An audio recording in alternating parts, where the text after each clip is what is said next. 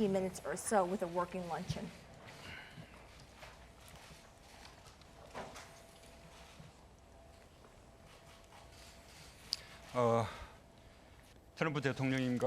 President Trump and the U.S. representatives are here in South Korea. I once again welcome you all to South Korea and thank you all.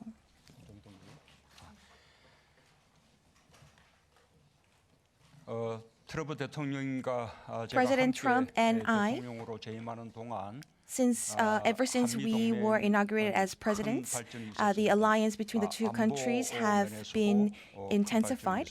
We have made great progress in terms of security and also in terms of economic cooperation. The trade volume has been exchanged and we have made municipal trade deals, and there were great achievements made between the two countries, as well as cooperation in other areas, including personnel exchange and culture exchanges are also being intensified. As President Trump has elaborated, the alliance between the two countries are being developed into a very strong one, and the eternal peace on the Korean Peninsula which is being put in forth by the two countries is being carried out. And if this succeeds, the alliance between ROK and the U.S. will indeed become a very strong one. And I believe that we are having a very historical moment today. And the efforts put in place by President Trump and I hope that they yield great results. Well, thank you very much, Mr. President. And I will say that we had a great meeting just now, and we're talking about some economic balance and a lot of other things. And I think that it'll work out extremely well. I've been told that Kim Jong-un would like to meet, and that it looks like they're in final stages of working out just a very quick meeting, because I'll be at the DMZ anyway, the border. I'll be at the DMZ. And I look forward to saying hello to him if that all finally works out. I guess there's always a chance that it might not, but it sounds like the teams would like to have that work out. And so that's good. But we have had a great relationship, you and I I appreciate that. And I know you appreciate it, because the United States has been doing a very good job for a lot of countries. And I don't know if a lot of countries appreciate what we've done, and that's perhaps part of the reason I'm president right now, and other people aren't. But many of them do, and I think you do. And I look forward to spending the day with you. I look forward to spending time with you. I look forward to going to the DMZ, which I've wanted to see for a long time. And it's going to be very interesting. And I know the press will have no interest in that, but we will. I will find it very interesting. So thank you very much. I appreciate your hosting us. You hosted us so beautifully. Thank you.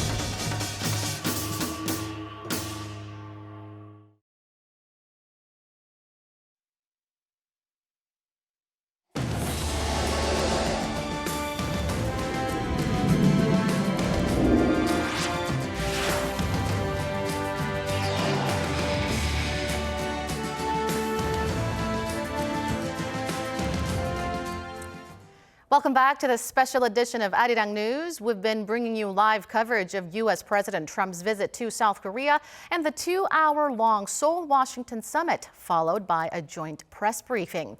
But the highlight will certainly be the handshake among the leaders of South Korea, North Korea, and the U.S., which is expected to happen in the coming minutes. U.S. President has departed for the DMZ on a helicopter and is expected to arrive at the symbolic unarmed Trump buffer zone at 2:30 p.m. Korea time. That is just 10 minutes away from now. He's expected to take a tour around the DMZ with North Korean officials and make a visit to a dining facility flagpole located in the DMZ and address U.S. troops at Osan Air Base at 3 p.m. before flying back to the U.S. Of course, those times are subject to a delay, though, but just to give you a rough idea on Trump's schedule, we will be bringing you a 1-hour-long special coverage based on that. So Presidents Moon and Trump had a summit at the top office this morning, their 8th such kind since taking office. The leaders also had a brief joint presser where they announced the leaders, Kim Jong-un of North Korea and Donald Trump of the U.S., will be meeting for a brief get-together at the demilitarized zone. For more, we go live to our Shin Se-min standing by at the top office for us. Se-min, give us a run-through of what we saw earlier, and are the leaders on their way to the border now? Yes, Tan, as we come on the air, both leaders Moon and Trump are en route to the joint security area known as the JSA, bordering the two divided Koreas, to meet with North Korea's Kim Jong-un. President Moon Jae-in moments ago had left from here at the top office, where President Trump had departed from the Yongsan garrison, the headquarters of for U.S. joint forces stationed here in Korea. Now, I just want to go back to that presser when the leaders confirmed a meeting with North Korea's Kim Jong-un. This is President Moon during a joint presser earlier today. 오늘 이 중심은 북미 간의 대화입니다. 트럼프 대통령님과 북한 김정은 위원장과의 상봉 그리고 대화 또 그것이 앞으로 계속된 북미 대화로 이어져 나가는 그 과정으로서 큰 의미가 있다고 생각합니다. President Moon Jae-in earlier said that although he will be joining President Trump to the DMZ, the focus of the dialogue today will be between leaders Kim and Trump, and that he hopes to see progress being made by the two sides. And President Moon also said today's meeting at the DMZ will pave the way for more summit meetings between Kim and Trump down the line. And as for the possibility of a three-way summit, President Moon said that although he has been invited to join President Trump to the DMZ, the inter-Korean summit between the two leaders will happen in a later time. Tan? And Se-min, we also learned about the leaders' stance in easing tensions and about the dismantlement of the Yongbyon nuclear facility. Tell us more on that. Right, President Moon, referring back to his interview with some of the news media outlet a week ago, said that the dismantlement of North Korea's Yongbyon nuclear facility, known as one of the major nuclear facilities inside the regime, the dismantlement of that facility will be a gauge in terms of deciding whether or not the peace process on the Korean Peninsula is entering a stage of no return. Listen to this. 이 영변의 그 핵단지가 진정성 있게 완전하게 폐기가 된다면 그것은 되돌릴 수 없는 북한 실질적인 비핵화의 입구가 될 것이다라는 판단이었고 그런 조치들이 진정성 있게 실행이 된다면 그때 국제사회는 제재에 대한 완화를 이렇게 논의할 수 있게 될 것이다. 라는 그런 상황을 말씀드린 것입니다. But I'm in no rush. The sanctions are on, and I'm in no rush. I'm in no rush with Iran. I'm never in a rush. If you're in a rush, you get yourself in trouble. It's just a step. It might be an important step, and it might not. But what we're doing today is a step, and probably it's a step in the right direction. There's a good feeling. So it could be very good. We heard President Trump say that he has good feelings today for the summit meeting, or a brief meeting rather, that is, with North Korea's Kim Jong-un. So although the meeting is said to be a short one, according to Trump, their get-together happening at the border in and of itself is just a landmark progress made by on the Korean peace drive, and is also giving the world an assurance that perhaps North is serious about completely denuclearizing the regime. Tan? Well, we are just minutes away from what is expected to be a phenomenal and historic moment. What can we expect from the meeting, though, at the DMZ today? Is President Trump going to be crossing the border as well, just as he had raised the issue the other day? Right, we are looking at a lot to come out from the border village and the demarcation line that's bordering the two Koreas. Now, the Trump's offer to say hello to North Korea's Kim Jong-un just yesterday over Twitter has been accepted by Kim Jong-un. So we are keen to look at their handshakes, their first get-togethers in months since the latest meeting back in February in Hanoi. But we might also want to keep an open eye for what Trump would do at the site, because he had said, like you did just say, that he would be willing, while at the DMZ, to cross the border into the north, becoming the first U.S. president to do so. And on top of that, the leaders Kim and Trump's encounter on the Korean Peninsula, the first ever by the two sides since in 66 years, their handshakes and their gestures and the facial expressions, definitely an attention getter that we need to be keeping on a close eye on. Tan? Our chief political correspondent, Shin Se-min, at the presidential office for us this afternoon. Thank you. President Trump is going to meet North Korean leader Kim Jong-un at the border village of Panmunjom in the demilitarized zone in the coming minutes. And we now have our Kan Young-woo at the Unification Bridge on the road to the border village of Panmunjom. Young-woo, what's the atmosphere there like now? Right, Tan. So I'm standing by here at the Unification Bridge, and just a few minutes ago, we actually saw multiple helicopters flying toward the direction of the border village of Panmunjom, and they are believed to have been carrying Presidents Moon and Trump. But as you can see here, a lot of media personnel have gathered at the Unification Bridge, as there was a speculation that the U.S. leader would take this road to get to the DMZ. Though it's not clear how long Trump will meet with Kim Jong-un for, the schedule does specifically say he's going to view North Korea for 10 minutes. Trump could visit observation post OLED and look at the north through binoculars, which is where former U.S. presidents visited during their trips to the DMZ. After that, Trump is expected to meet with American and South Korean service members before leaving for Osan Air Base to wrap up his 2-day stay in South Korea. That would mean Trump will spend a total of about an hour and a half in the border area. But what we do not know is when and how Trump is going to meet Kim Jong-un in between those schedules. We now know for sure that President Moon is in the DMZ with Trump, but we don't know whether a trilateral meeting with Kim Jong-un will take place today, as the South Korean leader said earlier today's meeting is about Washington and Pyongyang. So I've been out here since 9 a.m. this morning, and I've been able to see a lot of movements, including multiple security vehicles going into the border village of Panmunjom and crossing the bridge. So we'll see what happens from Trump's meeting with North Korean leader Kim Jong-un. But that's all I have for now, but we'll keep you updated throughout the day. Back to you, Dan. Well, history is definitely in the making. Thank you, Hyung-woo, for that. Now let's take a closer look at the demilitarized zone. Following a dramatic turn of events in 2018, the DMZ, one of the world's most heavily guarded borders as a symbol of division and conflict, is now becoming a symbol of peace. Here's our Kim Min-ji with the details. The demilitarized zone has divided South and North Korea since hostilities ceased in the Korean War following the signing of an armistice in 1953. Running roughly 240 kilometers across the Korean peninsula, the DMZ is a buffer zone 2 kilometers wide on either side of the military demarcation line, where military activity is forbidden. Located within the DMZ is a truce village of Panmunjom. Over the years, the border village has seen an influx of visitors at times, while completely idle at others, all depending on the situation on the peninsula. On April 27, 2018, a new chapter in Panmunjom's and the nation's history was written. Panmunjom was the site of the historic summit between South Korean President Moon Jae-in and North Korean leader Kim Jong-un. The leaders met at the military demarcation line that cuts across the village and even crossed over to each side, vowing to turn the DMZ into what they called a peace zone.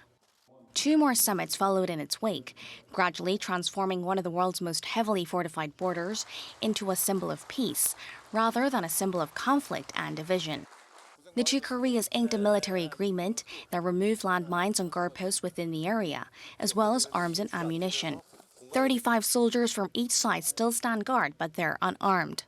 Seoul also reopened the joint security area on the southern side to the public in May. With U.S. President Donald Trump's visit to the DMZ, anticipation is running high that it could reignite nuclear talks that have seemingly stalled since the Hanoi summit in February and take the Korean peninsula another step closer to peace. Kim Min-ji, Arirang News. For those of you who have just joined us, we are now bringing you an hour-long special coverage on U.S. President Trump's visit to South Korea. The leaders of South Korea and the U.S. wrapped up their 2-hour-long summit talks this morning, which began from 11 a.m. Korea time. Now, during a joint press briefing that followed the Seoul-Washington summit, the two leaders officially confirmed that they will meet with North Korean leader Kim Jong-un at the demilitarized zone this afternoon, which is in fact in just coming hours. So we are now about to witness a historical moment, a historical handshake between the presidents of U.S. and the two Koreas.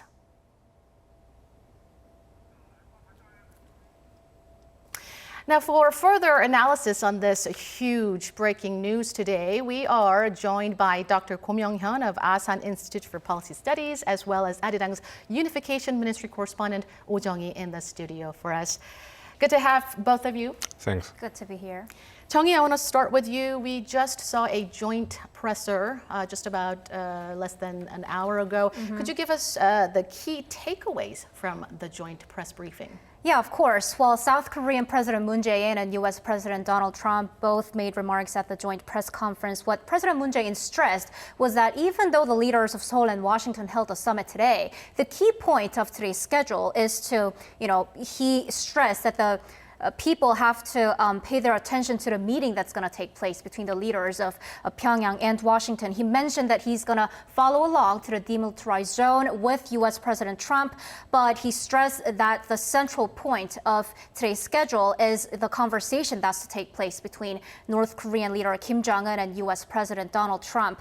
And he said that that's going to be a very meaningful step in terms of whether that'll lead to further discussions and dialogue between Pyongyang and Washington. What U.S. President Donald Trump stressed was that, he stressed the fact that the meeting that's to take place at the demilitarized zone with Kim Jong-un was completely sudden and abrupt, and he stressed the fact that he thought of it just yesterday when he arrived in Osaka. But he also put a great emphasis on how the situation on the Korean Peninsula took a great turn from 2.5 years ago. He stressed that there has been no nuclear or ballistic missile testing. He got hostages back, he got remains back, and he also stressed the fact that he has a great chemistry with Kim Jong-un. And he also, mentioned the summit he had in February in Hanoi with Kim Jong-un, saying that there's been a lot of praise about the first summit he had with Kim Jong-un last year, but none really for the Vietnam summit. But he stressed that in terms of making a deal,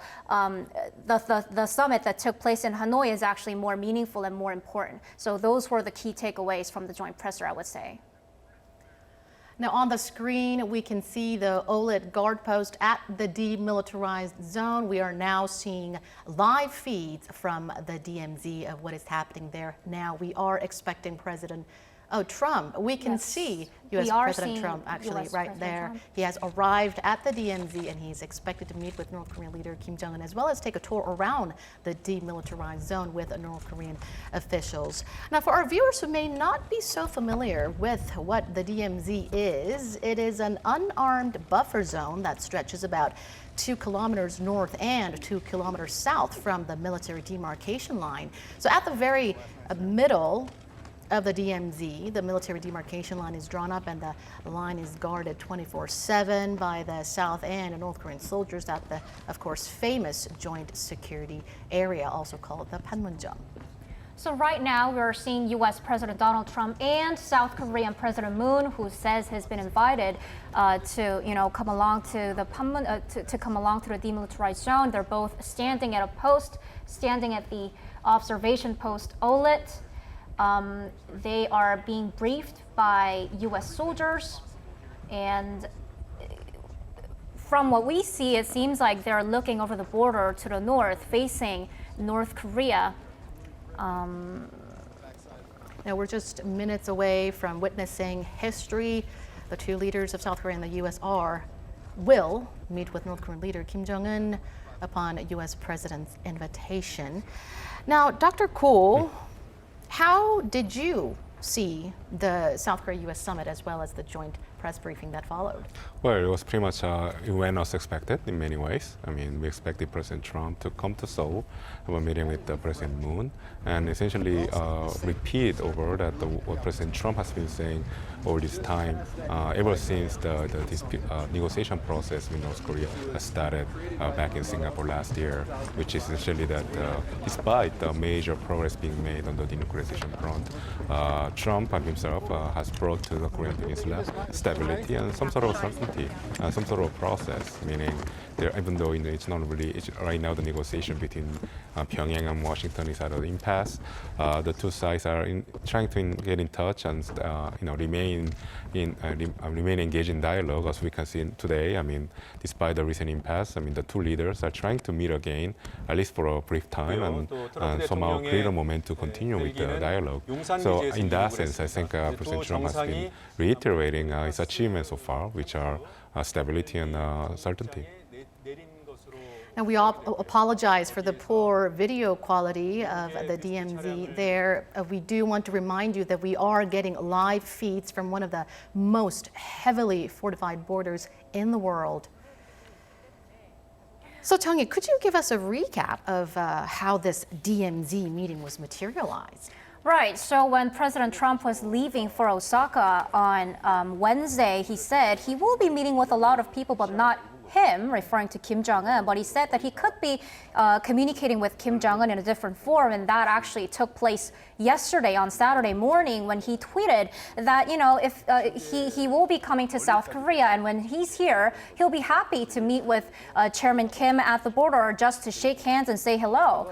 So after that, North Korea's first Vice Foreign Minister Choi Sun-hee sent a reply saying that it's a very interesting proposal and added that it'll be a meaningful step in terms of deepening the friendship between the leaders of Pyongyang and Washington. So after that, we really don't know how that communication between North Korea and the U.S. took place. But what we think was that communication did take place indeed between working level officials, like, for example, Stephen Biegun and Choi Sun-hee, the North Korea's Vice Foreign Minister, were receiving reports that they did meet yesterday while the summit was taking place between President Trump and President Moon Jae-in.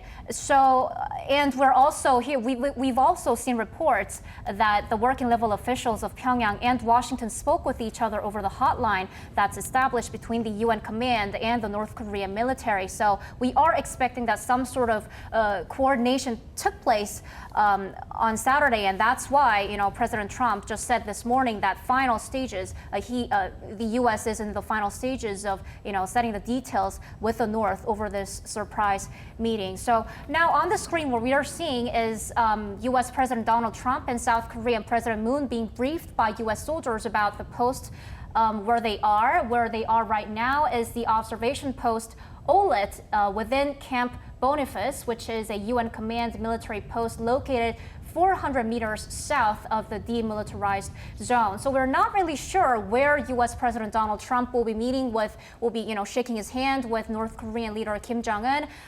But reports say that he could be moving from this Camp Boniface, from this post Olet, to the truce village of Panmunjom, to the joint security area by a military vehicle, and he could be shaking hands with Kim Jong-un right there, just as the picture we saw last year in April when President Moon Jae-in met with North Korean leader Kim Jong-un for the first time. Now, Dr. Go, how do you see the materialization of this huge surprise meeting among the three leaders? As you know, as we all know, Mr. Trump and North Korean leader Kim Jong-un, well, they don't act unless they gain something from it. Exactly. What are your thoughts on the materialization of this huge historical meeting? In a nutshell, I would say that this is it's a major gift, essential concession from North Korea to President Trump. I think everybody is very aware that the President Trump is not going to lift the sanctions anytime soon. He essentially made us a remark in that direction already this morning in the joint press conference with President Moon at the Blue House, saying that he's not in a rush to lift the sanctions. And the problem is with the sanctions is one of the conditions that North Koreans expected, were demanding the Americans to do before they return to the dialogue. So the fact is that even though the United States hasn't changed its position towards the sanctions, and then Kim Jong-un is making this gesture to come to the Panmunjom and joint security area and have this brief meeting with President Trump. It's a major gesture towards Washington and President Trump.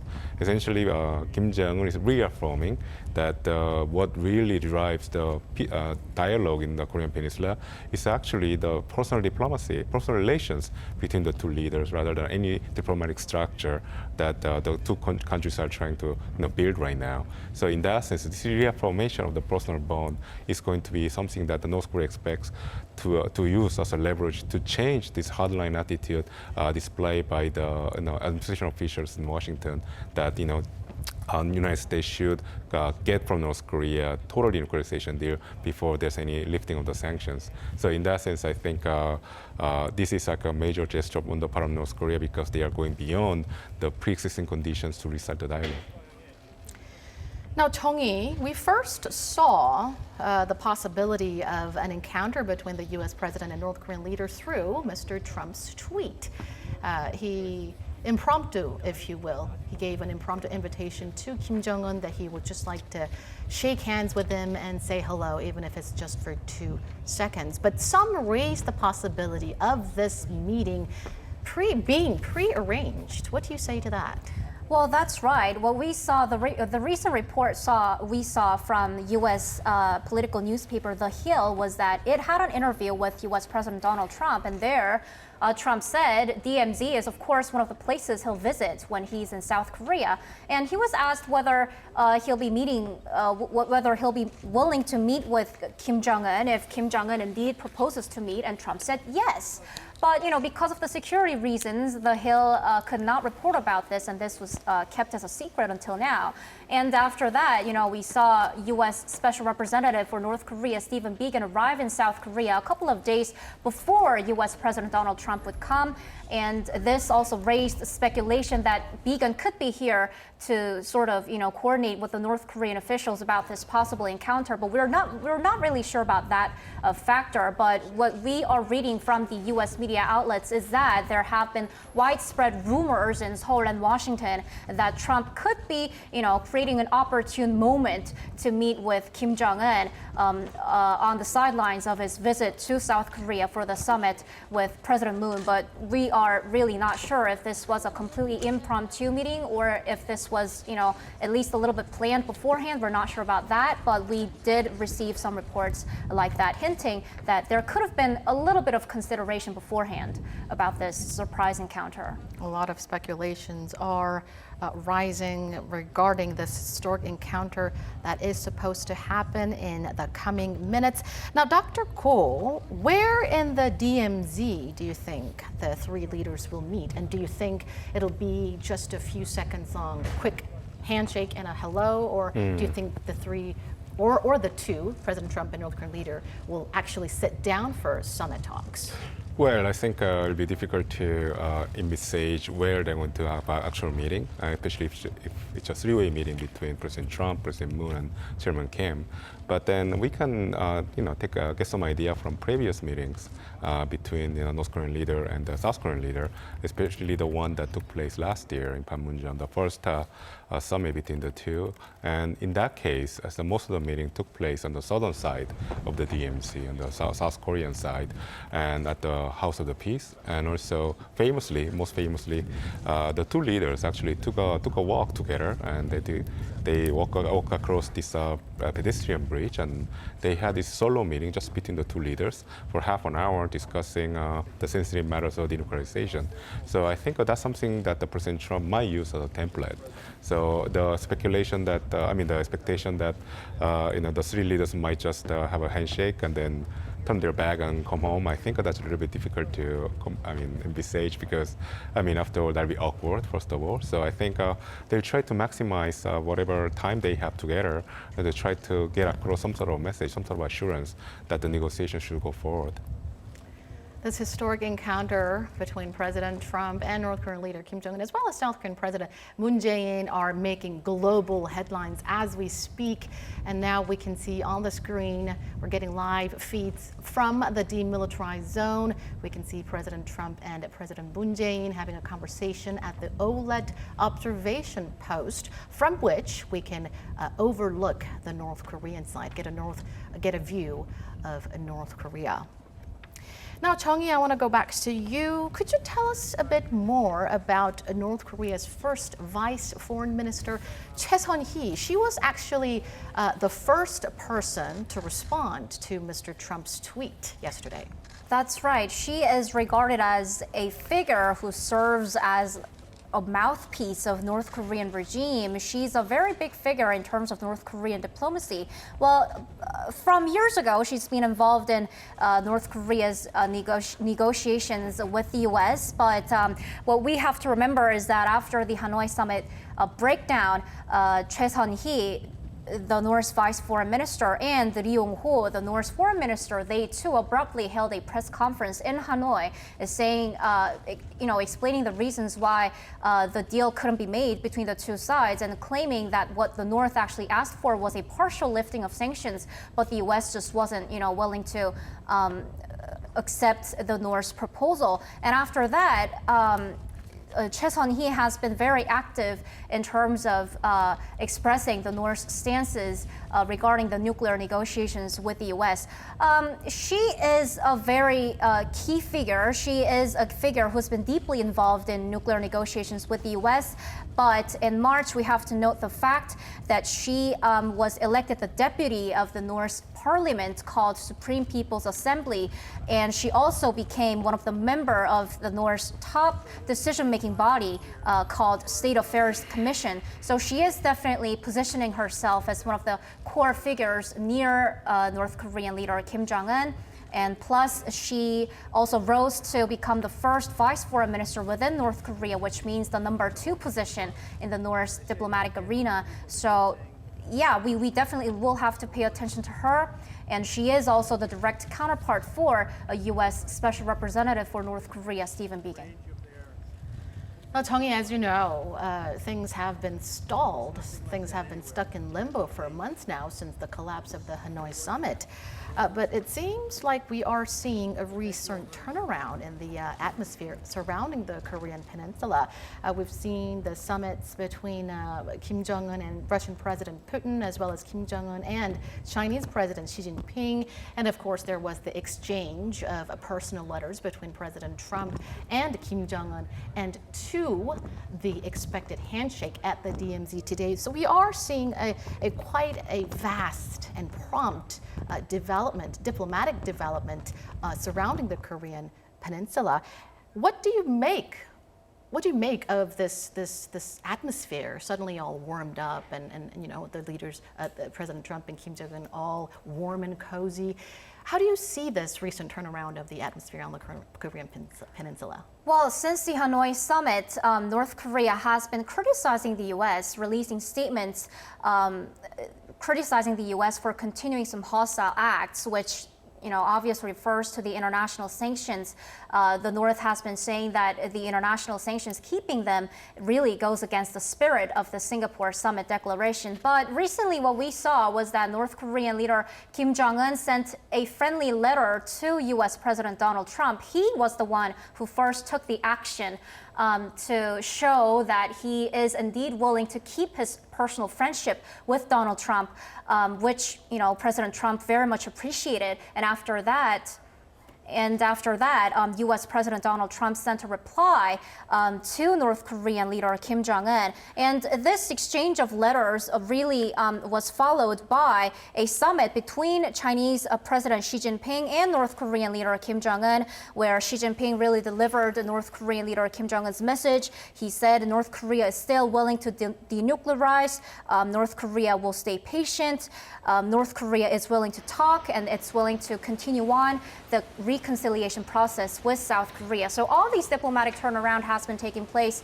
And after that, on the sidelines of the G20 summit, which is a large-scale international summit taking place in Japan, U.S. President Donald Trump decided that he will be visiting demilitarized zone. It's a long-planned idea, and in carrying that out, he suddenly proposed to Kim Jong-un to meet at the demilitarized zone. So let me just interrupt a bit. What we're seeing on the screen now is, well, we saw President Trump and President Moon Jae-in leave the observation post Olit, which is located within Camp Boniface, and we are expecting them to take the military vehicle towards the inter-Korean truce village of Panmunjom. We're not really sure what's going to happen from now on, but what we're expecting is that they'll be moving to the inter-Korean truce village of Panmunjom, and Trump and Kim Jong-un will be shaking their hands. Probably they'll be taking a photo as well, and possibly U.S. President Donald Trump could be making a very brief cross-border visit over to the north, as he said he's very comfortable. He feels very comfortable doing that. So we're just minutes away from the historic encounter between President Trump and North Korean leader. President Trump and President Moon Jae-in has just wrapped up their visit to the Olit observation post in the demilitarized zone to take a view on the North Korea side of the border. And they are now moving to the border village of Panmunjom. The two are expected to take a tour around the symbolic sites within the demilitarized zone. Dr. Ko, while you're here, I want to go back to you. Now, during the press briefing that was held following Seoul-Washington summit, President Moon has said that dismantlement of North Korea's Yongbyon nuclear test site will be an irreversible step in denuclearization. But do you think that would be enough for President Trump? Well, clearly not. I mean, clearly, the reason why the Hanoi summit fell apart was because the two sides couldn't agree upon what was like the entirety of the North Korea's nuclear program. North Korea claimed that Yongbyon nuclear facility, even though it's actually a big complex, that was actually represented the bulk or most of North Korea's nuclear program, whereas the Americans disagree with that statement and then said that there are at least 4 more facilities that they're looking at right now. So the fact that South Korean President Moon said that the Yongbyon should represent a major step forward, actually even a major step, he referred to an irreversible step towards denuclearization. Essentially, he's trying to telegraph this message that South Korea essentially is on the same page with North Korea when it comes to North Korea's denuclearization step. That should be sufficient enough for the United States to lift the sanctions measures. So I think, but then on the other hand, I think President Trump said something remarkable at the press conference this time, which is that he qualified this shutting down of the Yongbyon nuclear complex as a step, but a major step. So the fact of the matter is that President Trump mentioned the term step. I mean, I think this echoes what the North Korean has been demanding the Americans all this time, which is using a step-by-step approach rather than a grand bargaining kind of approach to solve the crisis in the Korean Peninsula. So it shows some measure of flexibility on the part of a U.S. president, and this should be very flattering to the ears of the North Koreans because that's what they've been demanding Washington all this time. So I think even though Yongbyon doesn't represent sufficient condition for the United States to lift the sanctions. The fact of the matter is that President Trump actually signaled some flexibility regarding the negotiations going forward. At least that's my interpretation so far. And during the joint press briefing, President Moon also said that the focus of today's historic encounter in the DMZ is North Korea-U.S. summit. And so inter-Korean talks can be pursued at a later date. How do you interpret this remark? this must have been a little bit painful for President Moon to say, because I think President Moon has been insisting for all this time that inter-Korean dialogue was separate from the start of the negotiations between Washington and Pyongyang. He essentially tried to build a firewall between the two. I think President Moon was very well aware that the progress being made on the denuclearization front was very difficult. There'll be ups and downs, so he wanted to isolate that from the inter-Korean dialogue. But then, the events and the actions that we have seen so far since the first U.S. DPRK summit in Singapore last year is that you cannot really have an inter-Korean summit in isolation from the overall development in the denuclearization negotiations. So I think President Moon has finally recognized that that's the fact, and therefore he waits for positive progress to be made on the denuclearization front before proceeding with the inter-Korean dialogue. Well, I have a question to Dr. Go. Well, through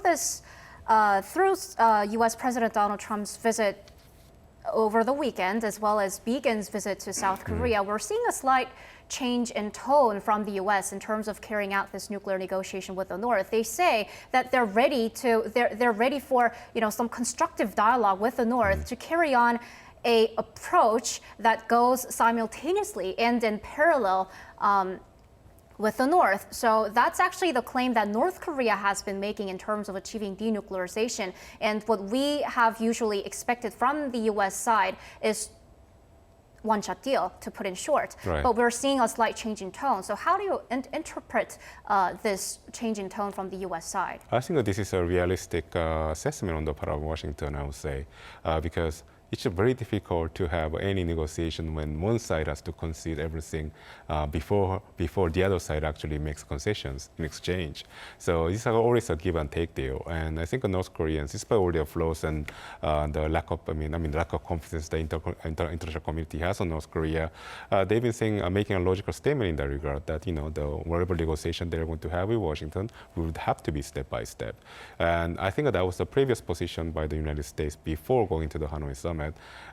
But then the United States surprised everybody by insisting on this unilateral thing in Hanoi.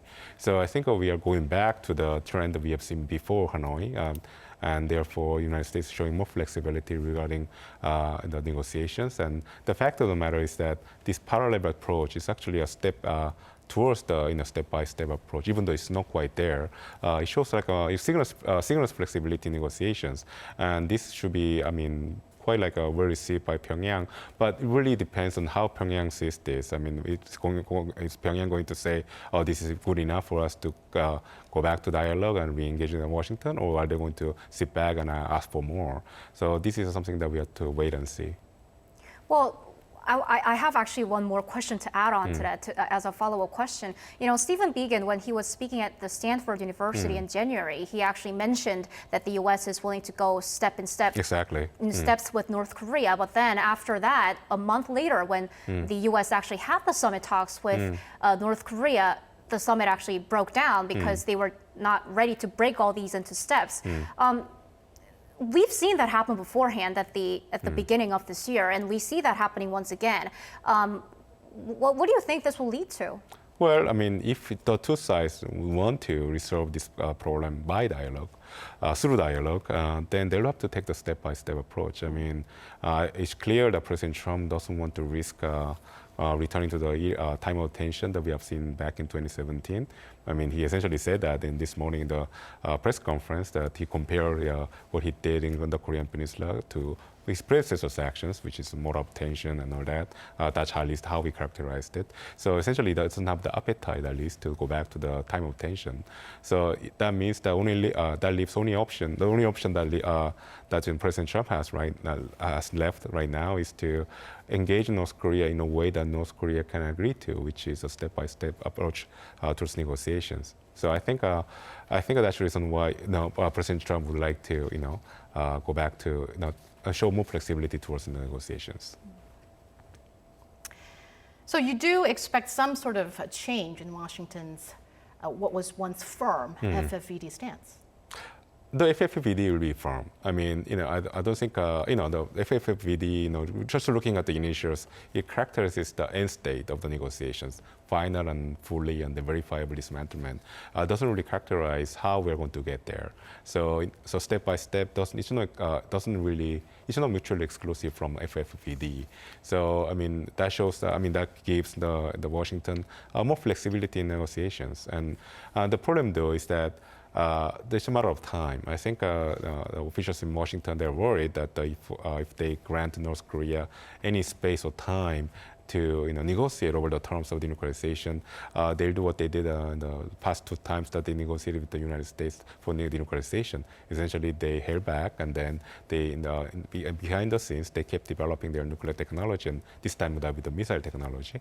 So, yeah, I think there's that worry. And so the problem here is, or actually the challenge here is how to bring back the trust, or actually create the trust, because there's no trust between the two sides originally. So how to build trust between Washington and Pyongyang so that we can take this realistic approach to negotiations step by step.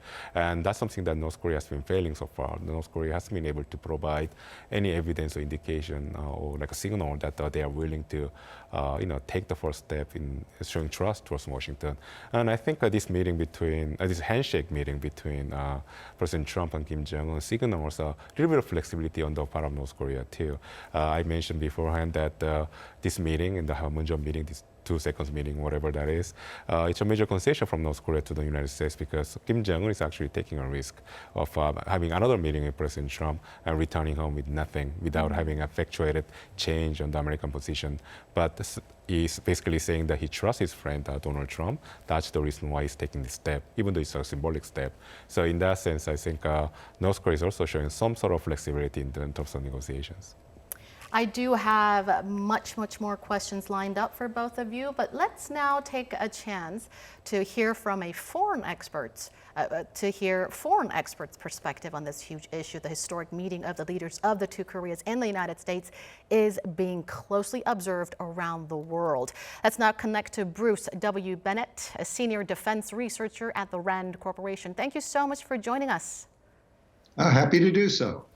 The prospect of a meeting with Kim Jong-un in the DMZ came as a surprise in form of a tweet. But of course, many say it had been planned beforehand. Either way, what can we expect out of this historic meeting? President Trump said it's just a step, but could it lead to a more in-depth discussion, perhaps a working level talks maybe?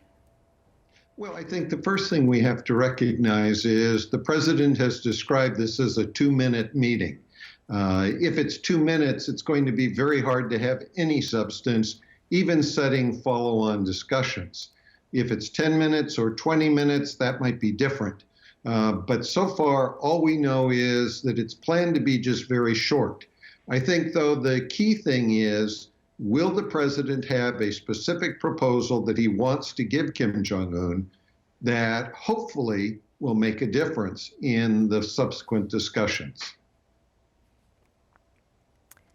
Now, we've seen a flurry of developments since Kim and Trump last met in Hanoi, including the summits between Chinese President Xi Jinping and Kim Jong-un, as well as Russian President Putin and Kim Jong-un, and of course the exchange of personal letters between Kim and Trump. Do you expect a possible change in Washington's stance in terms of their denuclearization approach? Well, Washington insisted after Hanoi to talk about the end state of negotiations. I think many people have misunderstood that they were insisting upon a one-step deal. They were instead trying to get to an end state and define what that is, because at Hanoi, Kim was asking for about 70% of the end state while offering about 5%, and that was unacceptable. So you have to define what it is we're trying to go towards, then you can talk about step by step. Hopefully that's the kind of thing that we're going to move to, but unless they take more than a few minutes, they're not going to do that on this occasion. Now, on a related note, President Moon Jae-in says dismantlement of Yongbyon nuclear site is an irreversible step in denuclearization. But do you think scrapping one nuclear site would be enough for Trump? Well, and there you get to the problem that occurred at Hanoi. At Hanoi, President Trump asked Kim Jong-un if indeed all of the assets associated with the Yongbyon facility would be part of the deal. And Kim told him no, that a particular uranium enrichment facility would not be. So this was already not a full Yongbyon. And even if you close down all of Yongbyon, you're only removing about 30 to 40% of North Korea's uranium enrichment capability. So I think we have to recognize that Yongbyon's not irreversible. Kim could still continue to increase the number of his nuclear weapons with what he was offering at Hanoi. We have to get something more or get something different or at least get a demonstration, because at this point, Kim hasn't done any denuclearization. Instead, he's been increasing the size of his nuclear force. Quite a few interesting facts you raised about Yongbyon nuclear site there. Now, Kim Jong-un reportedly told Chinese President Xi Jinping that North Korea's ultimate goal of denuclearization is its regime security during their summit. But is there a viable way to guarantee North Korea's regime survival? Well, you can't guarantee the survival because his biggest problem may be internally. He may be facing problem from hardliners internally. At least that's what he's claimed in his negotiations discussions in the past. So I think you have to say we can offer things that would help with his regime security, but we can't guarantee it because we can't guarantee all of the potential dimensions. We can guarantee that the United States will not try to undermine his regime survival. And that has been done many, many times since these denuclearization discussions began. And he didn't think that was adequate. So it's not quite clear what it is exactly he's looking for if it's not just America saying, we will not undermine your regime. We will make sure that, if possible, from our perspective, you continue to maintain your control. All right, thank you so much, Dr. Bennett, for your insights this afternoon. Dr. Bennett, Senior Defense Researcher at the RAND Corporation, joining us today. Now, for those of you who have just joined us, we are just minutes away from the historic encounter among U.S. President Trump, South Korean President Moon Jae-in, and North Korean leader Kim Jong-un. U.S. President Trump is now taking a tour around the symbolic sites in the demilitarized zone with South Korean President Moon Jae-in, and we are now awaiting for the historic encounter between the three leaders to happen. Joining us once again in the studio is Dr. Ko Myung-hyun and Arirang's own Unification Ministry correspondent Oh Jong-hee. Now, I want to go back to you, Dr. Ko. We first saw the possibility of this historic encounter through President Trump's tweet.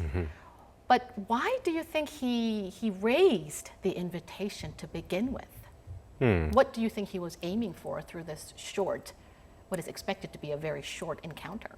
Well, I think the primary purpose, I believe, nobody knows exactly what the rationale was for President Trump, but then judging from the context of his statements and his decision to meet with Kim Jong-un, I would say that he wanted to use this in two ways.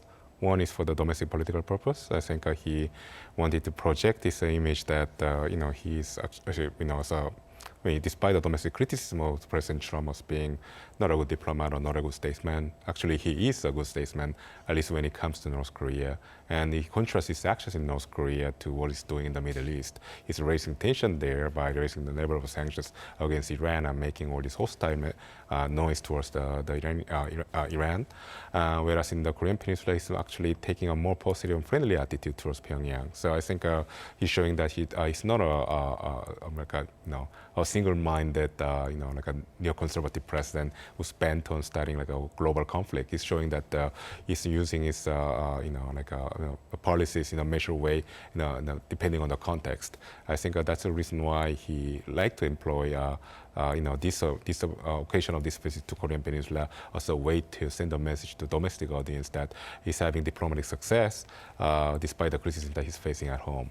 So there's that issue. And then on the other hand, he's also trying to, I think, send another message to the administration officials in his own government.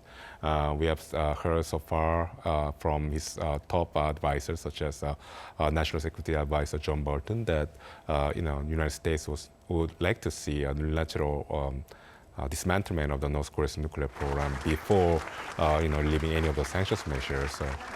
So in that sense, I think he's sending a message to the administration officials that Trump would like to keep the momentum, diplomatic momentum right now in the Korean Peninsula. So I think he's showing that through actions. Peace of the Korean Peninsula is being safeguarded by all of you, and I thank you for your efforts. Thank you for all your dedication and efforts. You are indeed standing at the forefront of the spot where you are safeguarding peace and freedom of the Republic of Korea. The presidents of South Korea and the U.S. are here together at the DMZ. It's the first time ever in history. It is actually the first time in history that the president of the Republic of Korea and the president of the United States has visited this demilitarized zone in history. Today we will have an ever more interesting event. A more dramatic event that awaits us. And I would like to thank President Trump for your dedication. I'd like to thank President Trump for making such a bold decision. And now the JSA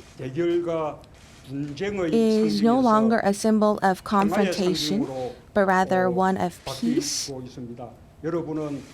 And all of you are witnessing the great transformation of history. And now the joint security area is being transformed from the symbol of confrontation and hostilities to the symbol of peace. And all of you are actually witnesses to this great change.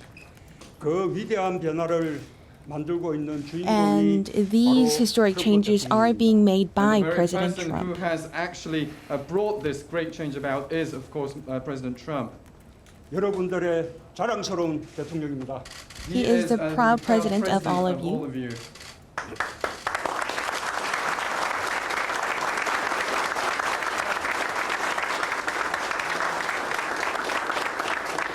So I want to thank you very much. You're a very special group of people. I just look at you, look how healthy and how strong and how good, and we really appreciate it. We appreciate it very much. 네, 먼저 감사드리겠습니다. 여러분들은 매우 특별한 분들이십니다. 그리고 여러분들을 보니까 매우 강하고 또 아주 튼튼하다라는 것을 볼 수가 있습니다. 대단히 감사합니다.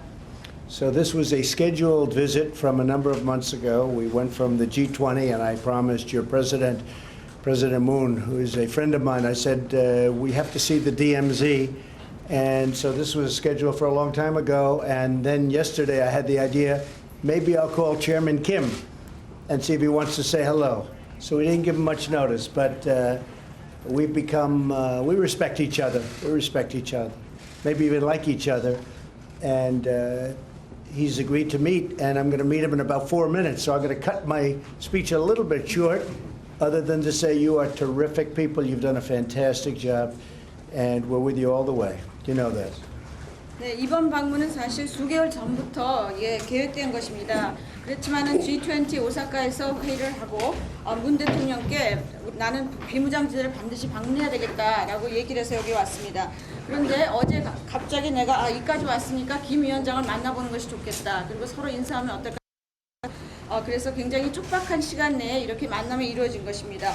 김 위원장과 나는 서로 존경심을 가지고 있고 우리는 서로 사이가 좋습니다. 그리고 아까 약 4분 후에 김 위원장을 만나야 되기 때문에 내가 길게 얘기할 수는 없습니다. 다만 여러분들이 아주 훌륭한 분들이시고 소중한 분들이다라는 말씀을 드리고 싶습니다. 감사합니다. What do you have over there? What do you have? That looks good. Yeah, Mr. President, we have a small token of appreciation and recognition of your visit here to the Republic of Korea. We're grateful for your leadership, you and President Moon, and all that you do for the ROK-U.S. alliance. And so we have a small token of appreciation. Everyone knows you're a golfer, and there's some golfers in the room. Who's a golfer?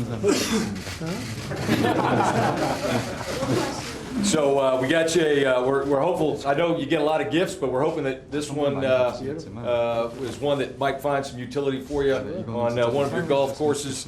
So it's got your name stenciled on there. It's got all three of our commands: United Nations Command, Combined Forces Command, and U.S. Forces Korea. And then, of course,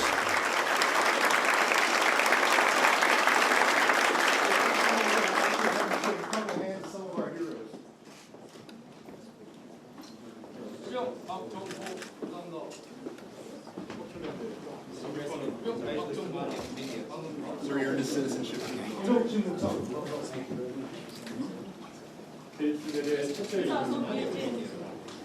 First woman in the JSA.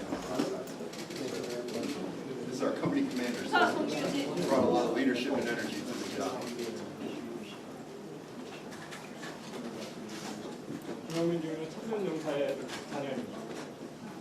주의 김영준 감사합니다. 주의 김영준 감사합니다. Sir, especially the he keeps our wheel fleet going. He's a great mechanic, and actually he's mentioned before. 선발대에서 만점을 받고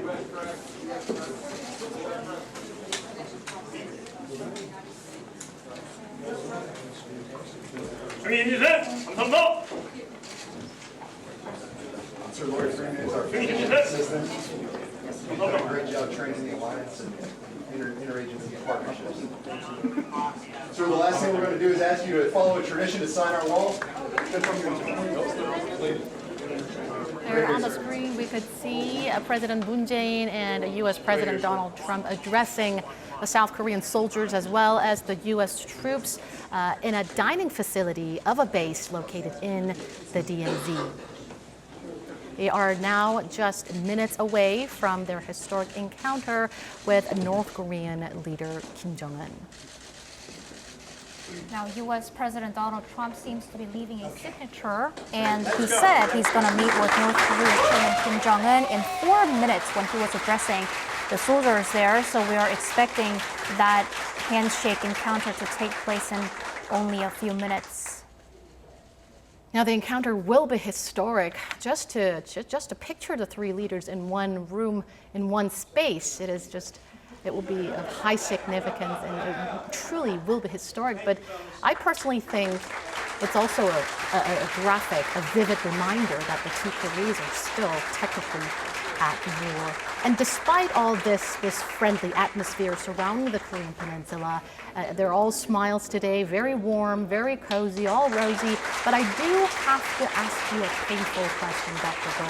Do you think President Moon Jae-in and President Trump were able to narrow their differences in their denuclearization approach today?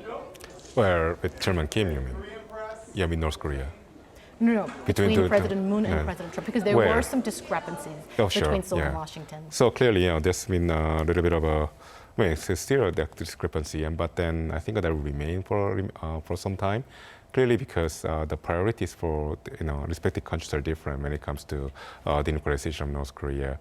For South Korea, at least for the President Moon's administration, the priority is to restart the stalled inter-Korean engagement. So therefore, that's the reason why we heard from this morning's remark that President Moon considers the shutting down the Yongbyon complex as an irreversible step towards denuclearization, whereas President Trump disagreed. I mean, doesn't really openly disagree, but essentially telegraphed the feeling that he actually didn't quite agree with that statement. So in that sense, I think the discrepancy will remain because our interests are different right now. I did just mention that their historic encounter at the military demarcation line is a vivid reminder, a painful reminder that the two Koreas are still technically at war. But President Moon has just stated that the joint security area as well as the DMZ will not be a symbol of division, but a symbol of peace from this moment on. That's right. We're expecting U.S. President Donald Trump and South Korean President Moon to arrive at the inter-Korean truce village of Panmunjom in only a few minutes' time. U.S. President Donald Trump, when addressing the U.S. soldiers, he said he has been scheduling his visit to the DMZ from a month ago when he was scheduling his visit to South Korea. After the G20 summit, and he said he wanted to go to the DMZ. Remember, he wanted to visit the demilitarized zone 2 years ago when he visited South Korea for the first time, but he couldn't because of the weather problems. But this time, he said he's been planning to visit the DMZ for months, and yesterday he just thought of, maybe just proposing to North Korea's Chairman Kim Jong-un about a possible handshake, a brief handshake at the inter-Korean border and exchanging hellos. And now that is to come true in only a few minutes' time. We are thinking that presidents of Seoul and Washington are moving to the inter-Korean truce village of Panmunjom right now. Now, President Moon Jae-in will be all smiles when he shakes his hand with North Korean leader Kim Jong-un, but during the joint press briefing that was held following the Seoul-Washington summit this morning, President Trump has also emphasized that he is in no rush and that sanctions will remain in place. How do you interpret that, Dr. Go? Well, clearly President Trump thinks that the time is on the American side rather than North Korea, and I think President Trump would like to see a resolution of the North Korea's nuclear problems as soon as possible, meaning like before the end of his first term. And I think for that reason, he would like to keep the pressure on North Korea so that North Korea can come back to the negotiation table with much better concession, much larger concessions, something that goes beyond the Yongbyon nuclear complex. So he's insisting on that messaging to Pyongyang, but at the same time, he would like to do so without really creating a causing backlash from Pyongyang. I think President Trump is also concerned about the downside of this pressure campaign, which is a possible restart of actually we are seeing some initial phase of the restart of the provocations cycle from North Korea. So I think President Trump would like to manage the situation in the Korean Peninsula, meaning keep the tensions low, but at the same time advance the American agenda. So it's going to be a very difficult balancing act. And he's essentially incentivizing North Korea's good behavior by making this kind of offering this kind of personal gestures to Kim Jong-un. And I mean, I think Kim Jong-un doesn't take that as a gesture. I think Kim Jong-un sees this as a concession on his own as well. But I think in a way, I think Kim Jong-un can use this encounter for propaganda purposes. At how U.S. President, having come to Tokyo, is also coming to Korea to meet with him. So I think it's a gesture too. On the screen, we just saw live feeds of the border village of Panmunjom. Now, Chung-hee, as a unification ministry correspondent, you have been covering A to Z about the South Korean government's efforts to aid North Korea in terms of humanitarian assistance. Could you take this chance to give us a short recap on how the South Korean government's efforts to provide humanitarian assistance to North Korea is going? Of course, South Korea has been attempting to provide humanitarian assistance to North Korea from 2 years ago. So it first had a plan to provide $800 donation to WFP and UNICEF for a humanitarian assistance, but that couldn't go through until the end of last year. So the South Korean government had to build up that plan once again and approve that once again, and that actually came through this time. So the South Korean government provided a contribution of $800 to UNICEF and WFP, and now those two UN agencies are taking care of that fund. And at the same time, South Korea also thought of providing a separate food aid to North Korea. So recently, just in mid-June, South Korean government announced that it's providing 50,000 tons of rice as food aid to Pyongyang, and South Korea's Committee to Promote Inter-Korean Exchanges and Cooperation approved the plan just this week. So we are expecting to see a certain amount of funds to be allocated and for the whole process to kickstart in just a matter of a few weeks. Now, President Trump's planned visit to the DMZ today will make him the 5th U.S. leader to do so. Our Kan Young-woo now takes us through the history of American presidents visiting the DMZ and the significance of their trips. In November 1983, Ronald Reagan made a trip to the military demarcation line separating the two Koreas. He looked at the North through binoculars, becoming the first sitting U.S. president to travel to the DMZ. In a speech to American troops at Camp Liberty Bell, Reagan said, "They stand between the free world and the armed forces of a system that is hostile to everything Americans believe in, calling them the front lines of freedom." Bill Clinton's trip to the DMZ in July 1993 came when tensions were high between Pyongyang and Washington, with North Korea leaving the Nuclear Non-Proliferation Treaty 4 months earlier. Clinton even visited the Bridge of No Return that crosses the military demarcation line in the Joint Security Area. His warning message to Pyongyang was loud and clear. If North Korea develops nuclear weapons, the regime will be erased from the earth. 9 years later, George W. Bush visited the DMZ in February 2002, a month after he named the North as a part of an axis of evil during his State of the Union address.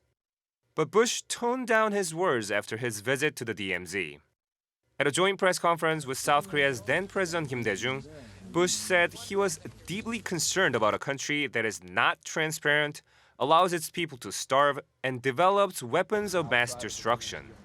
He added that both Seoul and Washington have no intention of attacking Pyongyang. When Barack Obama paid a visit to the DMZ in March 2012, he told U.S. troops that the contrast between South and North Korea could not be starker, saying that the differences in prosperity and freedom between the two Koreas were striking.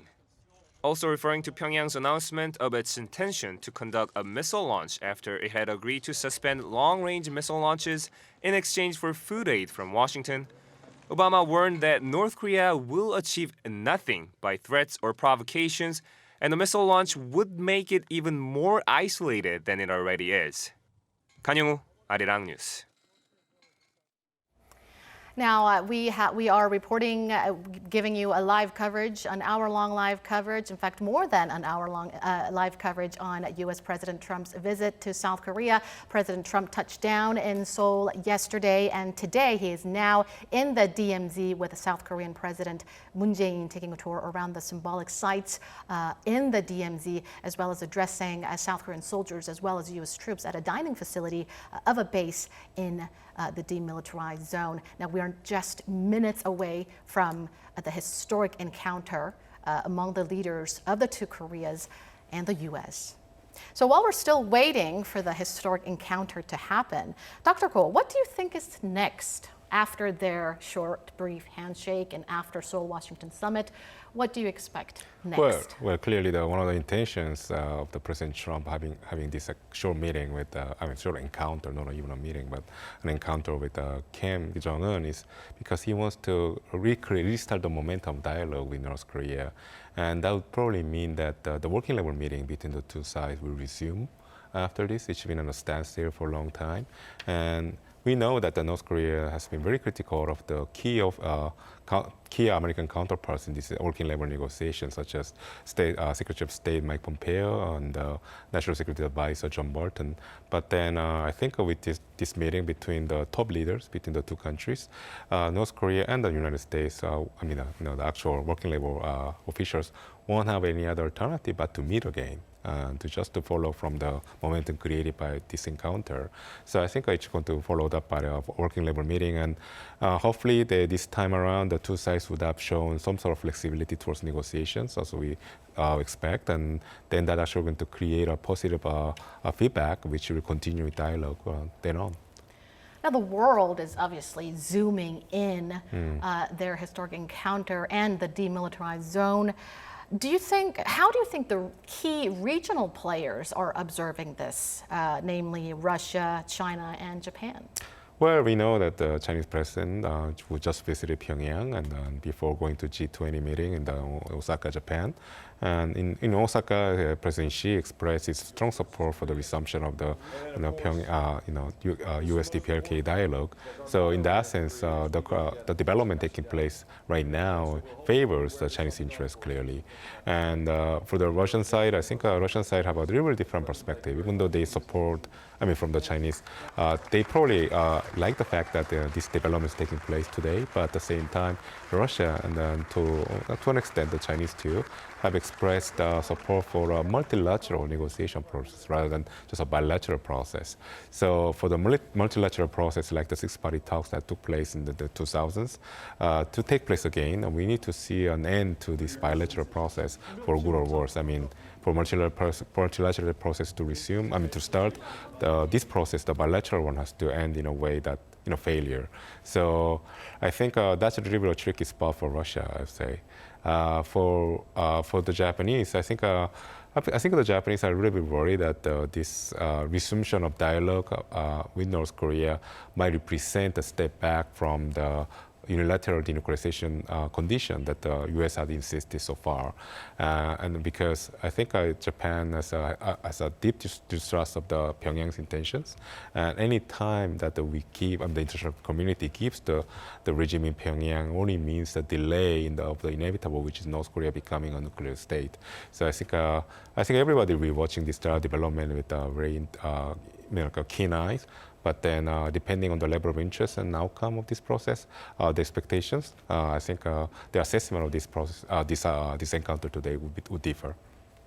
Now, following the summit between Kim Jong-un and Chinese President Xi Jinping, the Chinese leader made quite clear that he wants to play a bigger role in denuclearizing North Korea, that China wants to be back in the game. And to that, concerns were rising of a reduced role of the South Korean government. How do you assess the South Korean government's role in all of this?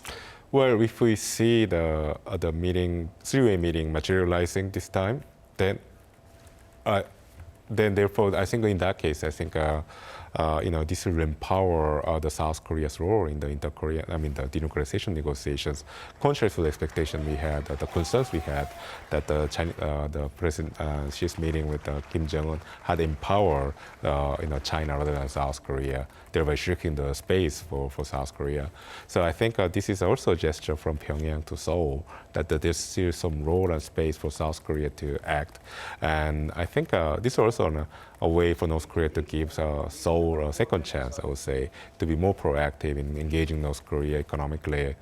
So I think if that's the case, and I think, I think this is something that is a good positive development for Seoul in many ways. Now, we just heard that we are not getting the live feeds from the DMZ, but the U.S. President Trump and North Korean leader Kim Jong-un, as well as South Korean President Moon Jae-in, may have already met at the DMZ, although we are not sure yet. We are now unable to verify that, and we are unable to bring you live feeds from the DMZ, but we just heard, according to multiple sources, that the three leaders may have met already at the DMZ. Now, continuing on with the questions, now Trump's message from the DMZ was also highly anticipated. What kind of message do you expect from him from the DMZ today, and perhaps after the brief handshake with Kim Jong-un? Will be the reiteration of what he said this morning in the Blue House, in the joint press conference with President Moon. He will say that he's trying his best to bring back peace and stability. Actually, he brought back peace and stability to the Korean Peninsula because his own personal endeavors and initiative with North Korea. So I think he's going to repeat that message again. And I think North Korea would expect President Trump to show a strong indication towards negotiating North Korea from a different baseline, meaning taking a step-by-step approach towards negotiating with Pyongyang. So he would like to see, North Korea would like to see that kind of remark after the three-way meeting between the three leaders. Now, back to the summit between Kim Jong-un and Xi Jinping, because the summits, of course, were of high significance. Xi Jinping, during the G20 summit with President Moon Jae-in, has said that Kim Jong-un told him of North Korea's new strategic line that they are pushing for their economic development and the enhancement of the people's livelihoods, that they're pushing for a new strategic line. What do you say to this? Well, I think, North Korea that's declared, this isn't really new in many ways, because it has already declared that they have wrapped up the process of nuclear development, that they are a nuclear state. Now they'll be shifting towards the development of the economy and raising the living standards of the North Korean people. So the fact that Kim Jong-un is making that remark, it's also, in a way to emphasize again that Kim Jong-un is, trying to, is committed to denuclearization in the long run. Now, on the screen, we can see this is a live feed, but from just a couple of minutes ago, about 3 minutes ago, what was happening there at Panmunjom. Now, we cannot spot President Trump or North Korean leader Kim Jong-un, but that is the live feed we got about 3 minutes ago, what was happening there at the border village of Panmunjom. So apparently this was an encounter that was organized very at the last minute. So it seems like there were a few issues that couldn't be settled in terms of guarding or, protocol issues. So it seems like we are having a delay in terms of receiving the live footage of the meeting that's to take place between President Trump and North Korea's Chairman Kim Jong-un. But, we heard U.S. President Donald Trump say that he's to meet with Kim Jong-un in about 4 minutes, and that address was like 10 minutes ago. So we are expecting that the two leaders could be meeting at this point, but we are not really sure what's happening right now. And we are seeing quite a number of North Korean guards standing there at the inter-Korean truce village of Panmunjom. This historic encounter comes amid stalled nuclear negotiations between North Korea and the U.S. since the collapse of the Hanoi summit in February. For reasons we cannot verify, but according to speculations, they say Kim Jong-un wasn't quite ready to strike a deal with the U.S. And also we saw many reports that U.S. President Trump was not content about the offer Kim Jong-un has made, and that is why the summit fell apart. We can see U.S. President Donald Trump walking out of the Panmunjom. He is coming out of the building, and the South Korean side of the inter-Korean truce village of Panmunjom, called the House of Freedom, and now he is walking towards the inter-Korean land border. And now we're getting a footage of the North Korean building called Panmun Hall. And that is exactly the place where South Korean President Moon Jae-in and North Korean leader Kim Jong-un met for the first time last year in April, where they shook hands and where South Korean President Moon briefly stepped into the North Korean part of the territory. So the footage is now being, physically blocked by North Korean guards, and the camera is now only filming the ground. But now we're getting the picture of it. We're seeing Trump and Kim Jong-un coming down to the land border. There we see it, the historic, the colossal, phenomenal encounter between North Korean leader Kim Jong-un and U.S. President Trump. This comes amid U.S. President Trump's second state visit to South Korea.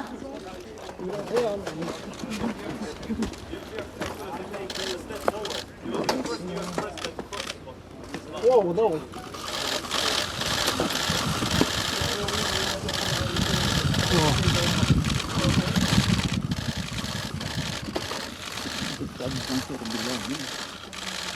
Now they have now walked across the military demarcation line over to the North Korean side, if I'm right. And this is historic, as it marks the first time ever for a U.S. president to step on North Korean soil. U.S. President Trump has just crossed the military demarcation line over to the North Korean side of the border, along with North Korean leader Kim Jong-un. They have exchanged a few words, briefly shook hands, and now we are trying to listen in to the audio, but the audio is not, we're not getting a clear sound at the moment. Truly. 됐습니다. Come on. Now this time, North Korean leader Kim Jong-un has crossed over to the southern side of the military demarcation line. This is truly interesting to watch, isn't it, Dr. Go and Sung-hee? This is following President Moon and Kim Jong-un's historic encounter last year. This is by far the most interesting, colossal, phenomenal, historic moment in the making. right now. So President Trump walked much further into North Korean territory than South Korean President Moon did in April last year, and then they came back. They came back down to the South Korean territory, and now we're seeing Kim Jong-un standing in the South Korean side of the inter-Korean truce village of Panmunjom, standing together with U.S. President Donald Trump for a photo op in front of South Korea's Freedom House. President Trump has just walked across the demarcation line that made him the first U.S. president to visit our country. 이 행동 자체만 보시지 말고 이 부대장에게서 준비선을 넘어오는 거치하는 그 각오를 청산하고 앞으로 좋은 밤날을 개척하려는 그 부대장의 그 남다른 용단의 그 필요했다고 생각합니다. I believe, just looking at this record, this is an expression of his willingness to eliminate all the unfortunate past and open a new future. I just want to say that this is my honor. I didn't really expect it. We were in Japan for the G20. We came over and I said, hey, I'm over here. I want to call Chairman Kim. And we got to meet, and stepping across that line was a great honor. A lot of progress has been made. A lot of friendships have been made, and this has been in particular a great friendship. So I just want to thank you. That was very quick notice, and I want to thank you. 내가 지금 얘기하고 싶은 거는 아주 무한한 영광이다라는 얘기입니다. 내가 G20에 왔다가 한국에 오게 되니까 그런데 김 위원장한테 전화를 하고 연락을 해서 한번 만나야 되겠다라고 했습니다. 그러니까 오랜 통화를 하지 않았는데도 즉각 응답해 대단히 감사드립니다. 지금까지 아주 엄청난 많은 진전을 이루었다고 생각합니다. 그리고 영광입니다. So we're going to go inside. We're going to talk for a little while about different things, and a lot of really positive things are happening, and I'm glad you could be here to see it. But tremendous positivity, really great things are happening, and in a lot of places. But we met and we liked each other from day one, and that was very important. 조금 있다가 우리가 시간을 보내서 서로 그 얘기를 좀 할 예정입니다. 지금까지 우리는 대단한 그러한 진전을 이루었습니다. 우리는 서로 만나자마자 서로 아주 느낌이 좋았습니다. 그리고 서로 좋아하고 있습니다. 아마도 많은 진전을 이룰 수 있을 것 같습니다.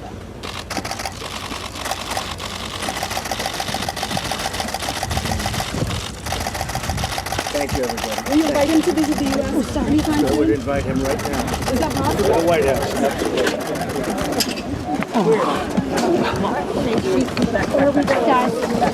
Guys, back. Stay behind me. Behind me.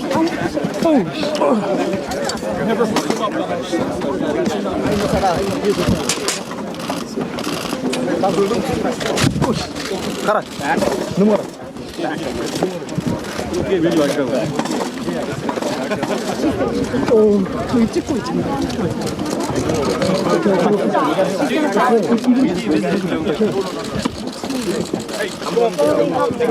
She's okay. Hey, more back. Okay.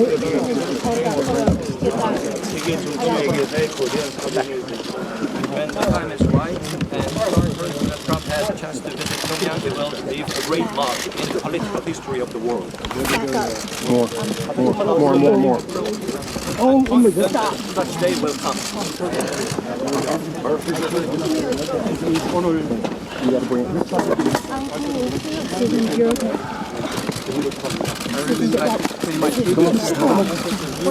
What am I getting? Susan, come here. I'm going to talk. Thank you. I think it is historic. She's okay. It's a great day for a lot of people. It's a great day, really, for the world. Beyond North Korea, South Korea, it's a great day for the world, and it's an honor for me to be here. Thank you both very much.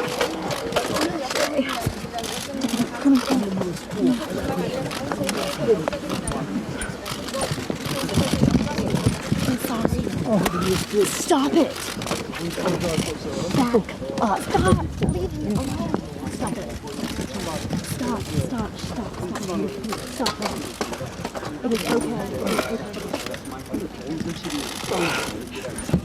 The UK leaders have just presented such a big hope to the 80,000 Korean people as well as to the whole world. More space. Great progress being made in your subsequent dialogue. Thank you all. I have to say that when I first became president of the United States, There was great conflict in this area, great conflict, and now we have just the opposite. And it's my honor, and it's the chairman's honor, I can say, we worked well together, and Mr. President, thank you.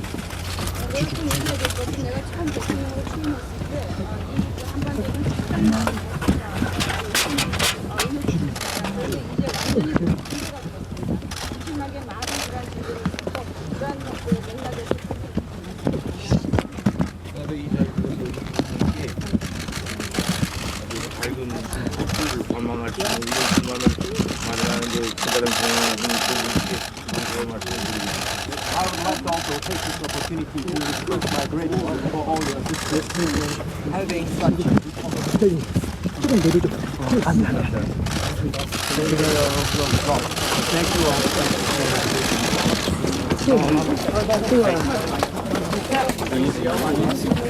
Everyone stay. No one move. Stop. Hey guys, everyone stop.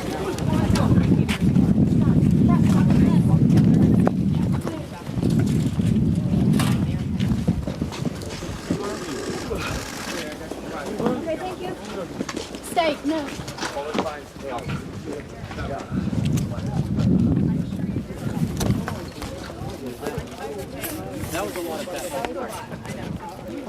So history has been made. We just saw U.S. President Trump and North Korean leader Kim Jong-un shake their hands and exchange a short conversation at the military demarcation line, while also with U.S. President also crossing the demarcation line over to the North Korean side, stepping on North Korean soil for the first time for a U.S. president to do so.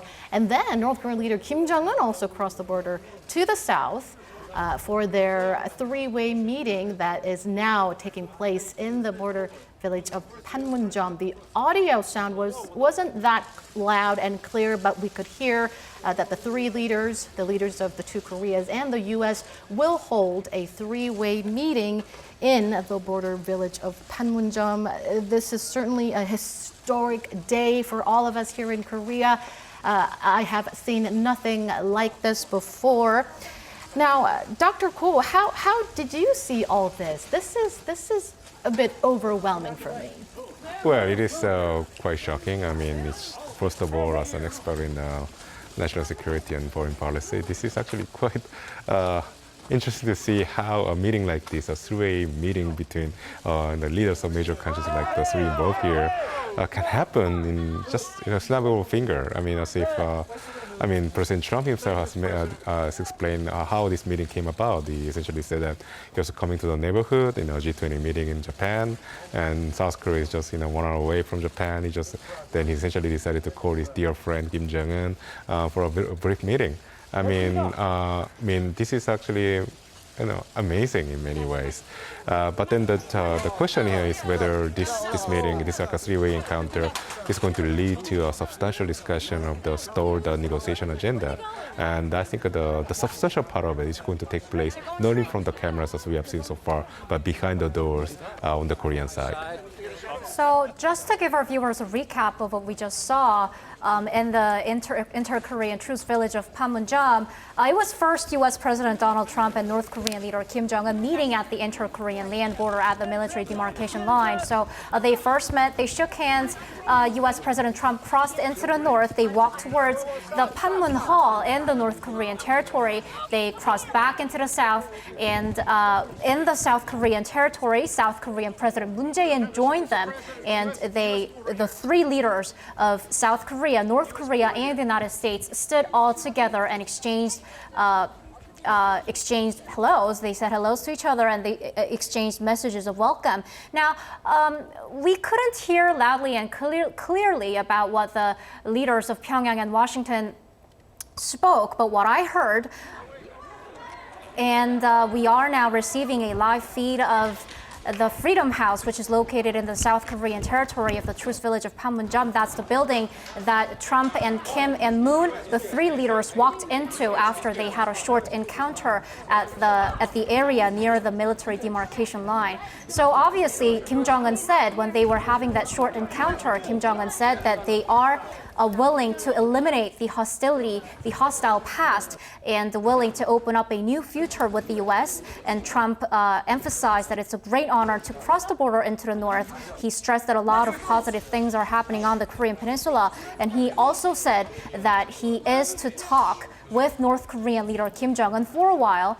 And after that, the three leaders of Seoul, Washington, and Pyongyang walked into the Freedom House in the South Korean territory of the Panmunjom. We have the flags. We're seeing the flags of North Korea and the U.S. lined up in a room in the Freedom House. Dr. Go, as we all know, it takes weeks, if not months, to arrange a summit like this. And the location of an inter-Korean summit or a summit between North Korea and the U.S. holds high significance. And also, the place of our meeting is special. That is why it draws the attention of so many people. 어떤 사람들은 일부에서는 뭐 대통령께서 보내신 친서를 내가 보면서 미리 사전에 합의된 만남이 아닌가 이런 말들도 하던데 사실 난 어제 아침에 대통령께서 그런 의향을 표시하신 걸 보고 나 역시 깜짝 놀랐고 정식으로 오늘 여기서 만날 걸 제안하시는 말씀을 오후 늦은 시간에야 이렇게 알게 됐습니다. Some people think as if this meeting was pre-arranged through the letters you have sent me. But myself was surprised yesterday morning when you expressed the willingness to meet with me here, and also when we got the official confirmation late yesterday afternoon. 나도 아까를 다시 만나고 싶고 또 And I wanted to meet again, and I believe that meeting here, which is a symbol of division and is a symbol of the hostile past, I believe that meeting here, two countries who have a hostile past, I think we are showcasing to the world that we have a new present, and this is showcasing to the world that we have a positive meeting going forward, and all of the behaviors and actions that we will take forward will also have an effect. And this place of our meeting is a symbol of the separation between the North and the South, and also a reminder of unfortunate past. And us, the two countries which share a long unfortunate past, meeting at such a place shows that we are willing to put an end to the unfortunate past and also open a new future and provide positive opportunities in the future. 우리 각하와 나와 사이 존재하는 그런 훌륭한 The great 관계가 relationship 아니라면 아마 between President Trump and I, if we did not have such great relationship, I don't believe that this meeting could have taken place in just a day. And I hope that this relationship will progress going forward so that we can make great achievements and overcome any kind of challenges that we may encounter going forward. If it was not for our excellent relation between the two of us, it would not have been possible to have this kind of opportunity. So I would like to use this strong relation to create more good news, which nobody expects in the past, and also to propel the good relation between our countries, propel the future. Well, I want to thank you, Chairman. You hear the power of that voice. Nobody's heard that voice before. He doesn't do news conferences, in case you haven't heard. And this was a special moment, and this is, I think, really, as President Moon said, this is a historic moment, the fact that we're meeting. And I want to thank Chairman Kim for something else. When I put out the social media notification, if he didn't show up, the press was going to make me look very bad. So you made us both look good, and I appreciate it. But we've developed a great relationship. I really think that if you go back 2.5 years and you look at what was going on prior to my becoming president, it was a very, very bad situation, a very dangerous situation for South Korea, for North Korea, for the world. And I think the relationship that we've developed has meant so much to so many people. And it's just an honor to be with you, and it was an honor that you asked me to step over that line, and I was proud to step over the line. I thought you might do that. I wasn't sure, but I was ready to do it, and I want to thank you. It's been great. It's been great. Very historic. They were just saying, one of the folks from the media was saying this could be a very historic moment, and I guess that's what it is. But I enjoy being with you, and thank you very much.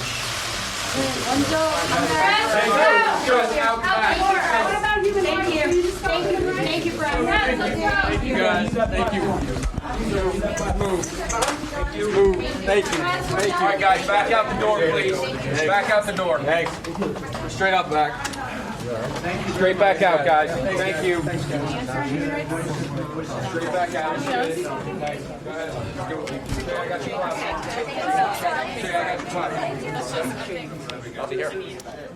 There we could see a brief encounter between visiting U.S. President Trump and North Korean leader Kim Jong-un. I still cannot believe my eyes that the two were actually in the same room, shaking hands, exchanging a brief conversation. This historic encounter came in just, as you've mentioned, Dr. Gu, at the slap of a finger.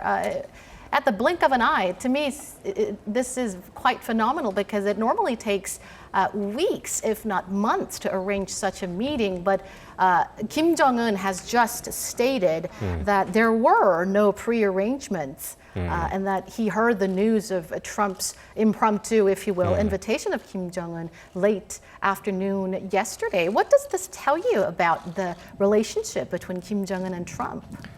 Well, clearly, I think the two leaders understand what's the most important factor that allowing the North Korean and the United States to continue in dialogue despite the wide gulf in negotiating position that we have seen so far, and which is the personal relationship between the two leaders. I mean, and we know that, both leaders in their personal remarks, in respective remarks, they emphasize over and over the personal connections they feel with each other. I mean, President Trump just mentioned that it's great to spend time with Chairman Kim, which to me sounded like very personal. So clearly, the two leaders are trying to send a message that it's their personal connection that will make this the impossible to happen, which is the possible agreement, lasting agreement between the United States and North Korea towards the denuclearization of the latter. Well, again, we know that they are, but then at the same time, they said this several times before. First time in Singapore, second time in Hanoi, any time between, with the exchange letters. Every time they exchange letter, they say the same thing.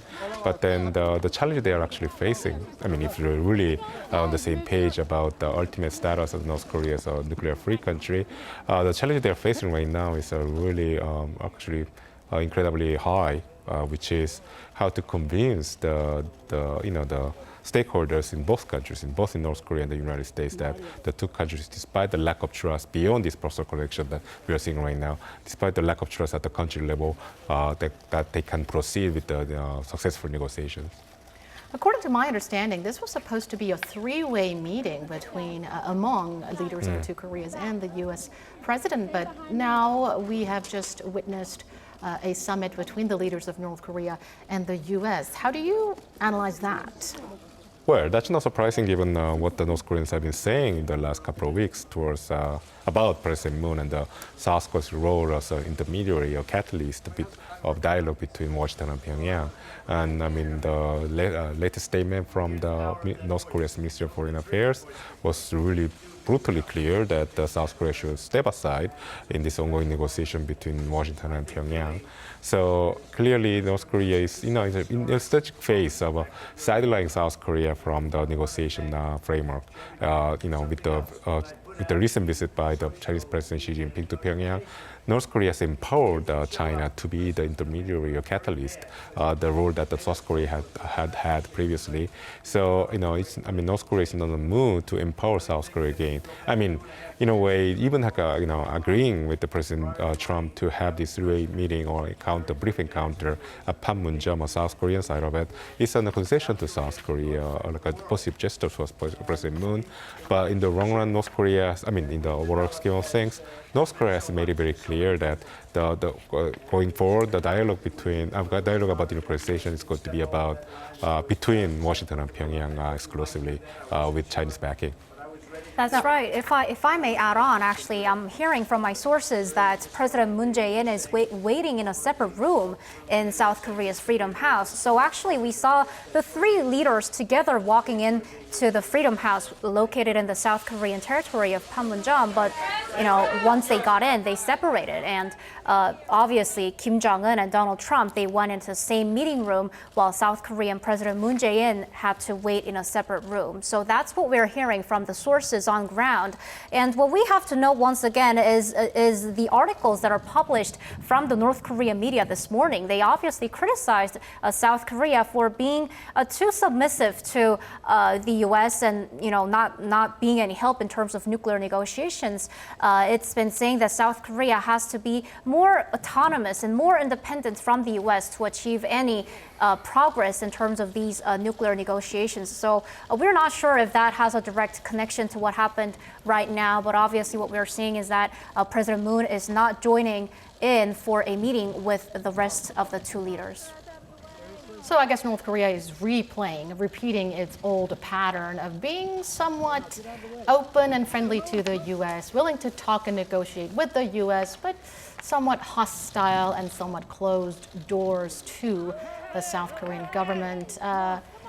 I guess it may have been quite a painful moment for President Moon Jae-in because I hate to admit, but he had to wait in a separate room when this was supposed to be a three-way meeting. But still, the meeting between the leaders of North Korea and the U.S. of course, holds high significance. And there are a bunch of questions I do want to ask you, Dr. Go.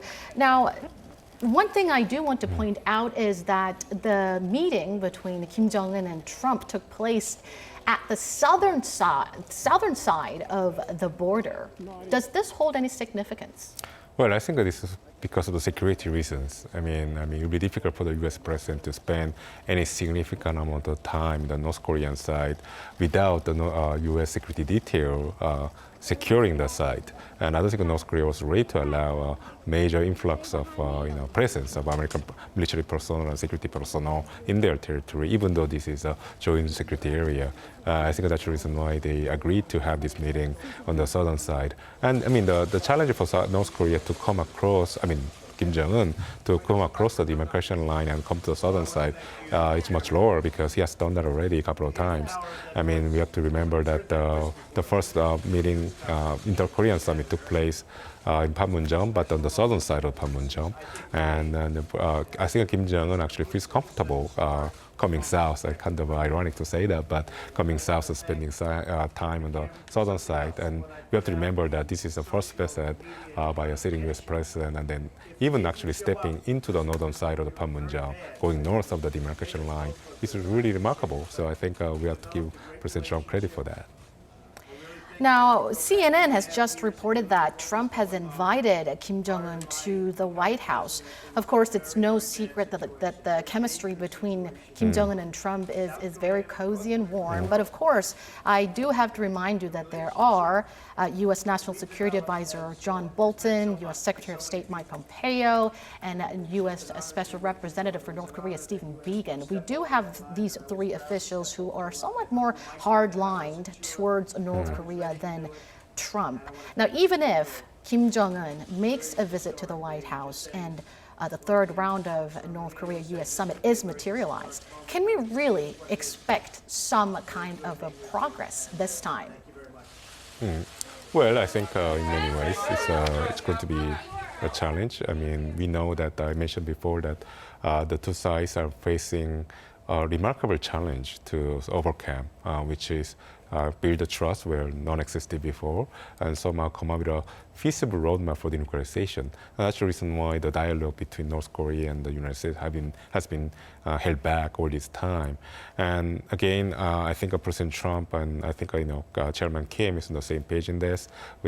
I think they want to use his personal connection at the top level to overcome the challenge. And I think President Trump is going to use a possible state visit by Chairman Kim to Washington. We don't know when or how, whether it's going to be soon or later, as a way to telegraph to the international community that the dialogue between Washington and Pyongyang is a normal thing now. So essentially normalize North Korea in the eyes of the international community, and especially to the American public. And I think it's going to use this potential state visit by Kim Jong-un to Washington to achieve that aim. But on the other hand, we have to remember that the President Trump hasn't really clearly stated when the state visit will be or whether it will really happen in the sooner or later. So I think that actually, we have to be a little bit skeptical about the possible summit. I think for the South Summit to happen, I think the challenge for President Trump is what kind of outcome he can deliver from the summit. He justified the failure of the talks in Hanoi as a way of his, the way he negotiates with his counterparts. And he said that walking away from a negotiation is very typical of a difficult situation like this and difficult issue like denuclearizing a country like North Korea. But in the first summit, it will be very difficult for him to justify any failure using the same argument. He'll have to deliver something concrete. So he's putting himself into a corner in a way. He has to deliver a much more larger outcome than he has been able to deliver so far. And so I think he's also taking a lot of risk right now.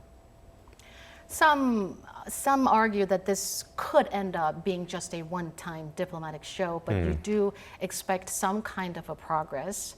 Perhaps maybe this could lead to a working level talks, in your opinion. Now, Kim Jong-un has stated that he wants to clear the hostile past and walk towards the future. But do you think North Korea and the U.S. are truly willing to make concessions that are necessary to move things forward and resolve this nuclear deadlock?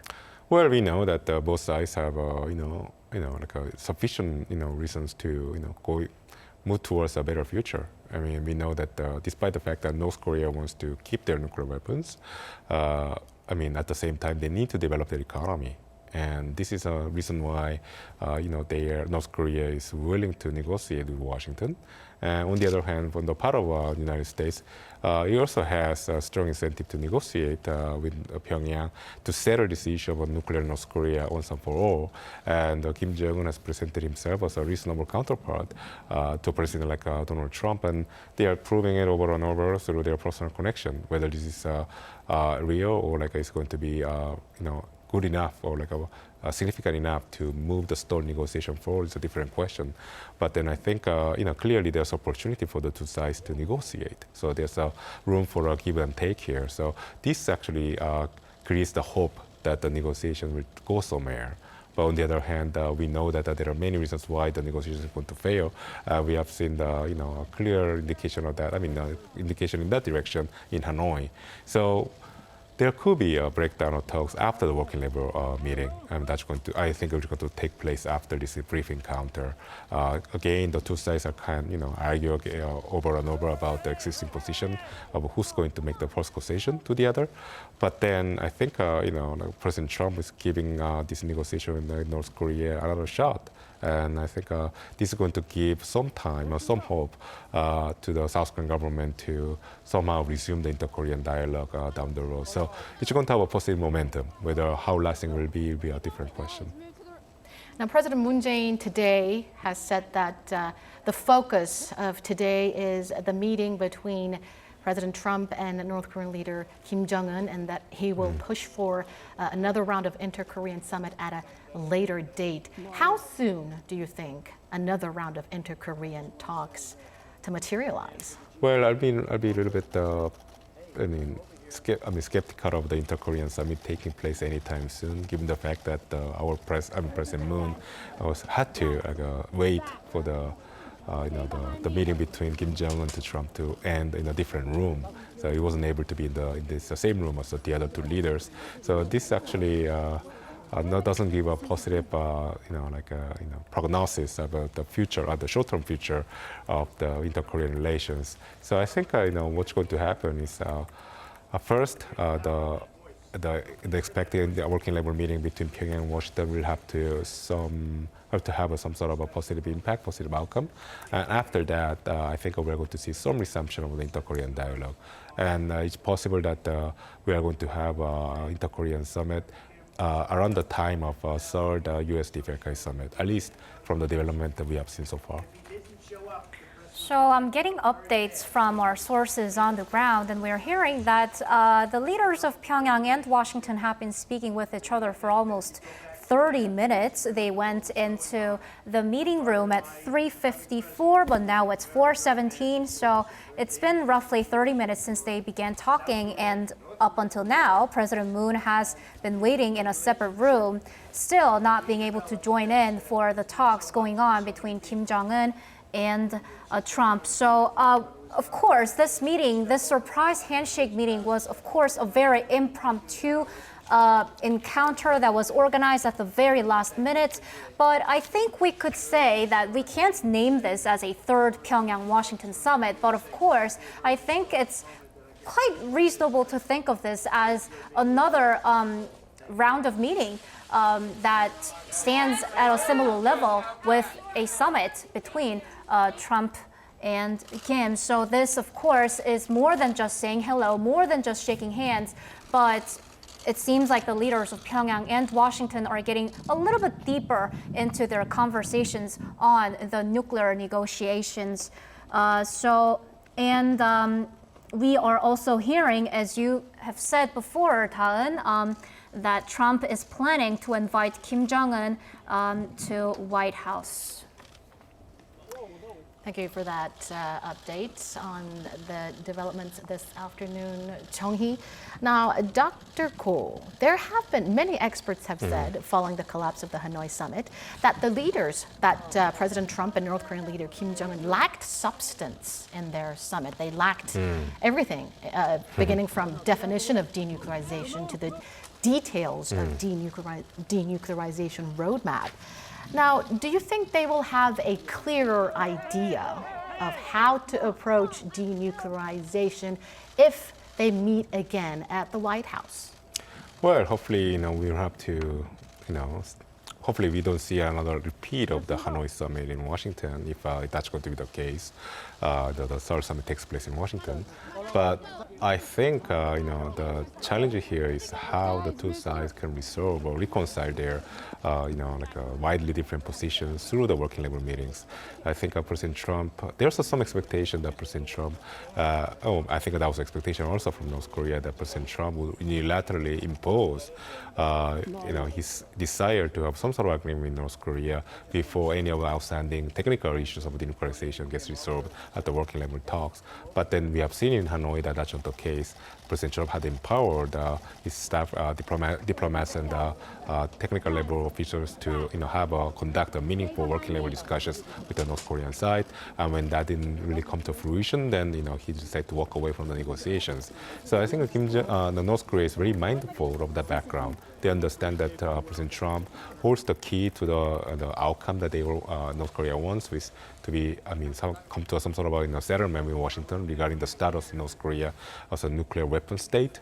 But at the same time, they understand that Trump is not going to go so easily to agree with, with North Korea in that regard.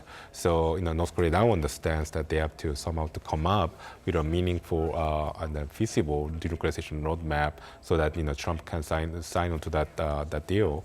So I think North Korea is probably busy thinking about how to come up with a way to satisfy the American condition for denuclearization without really giving up too much. And I think if there's a meaningful conversation taking place right now in the Panmunjom between the two leaders, it will be probably about the overall scope of the deal that could, it's going to be an interim deal, obviously, a scope of the deal that could be good enough for both sides to have this rumored third meeting in Washington. So I think that's going to be a key condition, key topic right now. What do you think the three leaders, U.S. President Trump, North Korean leader Kim Jong-un, as well as South Korean President Moon Jae-in gained from today's meeting? Well, I think President Trump is the biggest winner of this meeting. I mean, he is able to show to the rest of the world, and especially to President Xi Jinping, that President Trump can can, become Kim Jong-un at any moment he wants. He can just, pick up, like a Twitter's handle and then tweet an invitation and Kim Jong-un shows up. So I think he has shown that he's way more influential than President Xi Jinping will ever be. So he's the biggest winner of the, this, encounter. He has essentially showed to the rest of the world that, the road to Pyongyang actually goes through Washington. So this is the biggest, it's in a way, big message to China as well. It's a warning to China that if China is thinking about using North Korea as a leverage to gain some sort of upper advantage over Washington, any of the outstanding issue between the two countries, between China and the United States, we better forget about it. So that's a central message, and therefore it's the biggest winner here, President Trump. And the second winner is actually President Moon, despite the fact that he lost his face right now, as he's going to face criticism at home for not being able to participate in this meeting between Kim Jong-un and Trump. He has shown that he's been able to reverse this the downward decline in the South Korea's role in the ongoing negotiations. He's been able to, reassert South Korea's presence in the negotiation between Pyongyang and Washington. And I think, he also got credit for this from President Trump. So, in a way, South Korea also remains influential over North Korea, despite the bad optics that we are seeing here. Substance-wise, I think what we are seeing here doesn't contradict President Moon's remark that, South Korea wants to be the intermediary or catalyst for dialogue between this bilateral negotiation between Pyongyang and Washington. So I think he's also a big winner. Surprisingly, in my view, I think Kim Jong-un is not the biggest winner here. I think he made a major concession by coming down south. And in a way, the optics is not that great for him because it's actually President Moon just tweeted an invitation to Chairman Kim to have a meeting, and he showed up. He shows that who's more desperate here. And I think and that means that, Kim Jong-un is making an investment in the relationship between him and President Trump. And he would like to see some sort of a positive return on his investment sooner rather than later. So this is not the end of the story for this. It doesn't mean that linearly after this we're going to see an improvement in the relationship between Washington and Pyongyang. Actually, the biggest challenge will be the possible upcoming working level meeting between North Korea and the United States. If the outcome from the working level meeting is not to the liking of Chairman Kim, then North Korea could easily, turn away from this approach, remain engaged in the provocation cycle that we have seen since May this year. So yeah, this is in a way still a dangerous moment. But personally, just to jump in, I personally have concerns about South Korea and President Moon Jae-in because obviously what President Moon has been saying, obviously what the South Korean government has been saying is that inter-Korean relations and North Korea-U.S. relations really go together. They create a virtuous cycle in terms of making happen the denuclearization on the Korean Peninsula. But what we're seeing right now is South Korean President Moon being separated from the talks going on between the leaders of Washington and Pyongyang. And recently, as a unification ministry correspondent, I've been keeping eyes on the articles being released from the North Korean side. And, North Korea's a senior official, not even a minister or not even a vice foreign minister, but just a senior official who heads North Korea's U.S. Affairs Department, he claimed that South Korea he just made a direct rebuttal against South Korean President Moon Jae-in's remarks at international forums. For example, he said that there's no talking going on, but South Korea's President Moon advertises if there is some sort of dialogue going on, and he added that there's a direct liaison channels between Pyongyang and Washington, so we don't need you, South Korea, to talk to the U.S. We don't need your mediation, and we don't want it to be a mediator, but we rather want it to be a directly involved party. We don't want it to be a mediator. That's what the North is saying, and that we're seeing in the screen right now, President Moon Jae-in not being able to join in for that historic talks going on that's continuing for over 30 minutes in the Truce village of Panmunjom. So in that front, I personally have concerns, and this is just only my personal view, but President Moon has been saying that he wants to be an active mediator in terms of pushing forward these denuclearization talks, but it's actually South and North Korea being on the same peninsula. So I believe that there's really much more work that's to be done from the South Korean side as well. So that's my personal concerns. But speaking of which, what kind of role do you think, what more efforts are needed to be made by the South Korean government from this point on? Well, I think the North Koreans have made it very clear what kind of behavior they expect from South Korea. I mean, you just mentioned that they want South Korea to be more independent and autonomous from the American influence, especially in regards to inter-Korean engagement. So I think North Korea would like to see South Korea to be more vocal about, arguing in favor of the North Korean negotiating position. We have seen that in this morning in the joint press conference, President Moon, despite clear disagreement from President Trump, said that the Yongbyon is going to be a condition, irreversible step towards nuclearization, which I think many experts in Washington and also in Seoul disagree strongly. So, but then at the same time, this sends a message to North Korea that, South Korean president is willing to risk, his relationship with Washington in order to somehow, push this negotiation momentum forward. So, probably North Korea would like to see more actions like that coming from Seoul, but then that's going to take place at the expense of our relationship with Washington. So I personally have a question to ask Dr. Go. Do you think working level negotiations will be able to start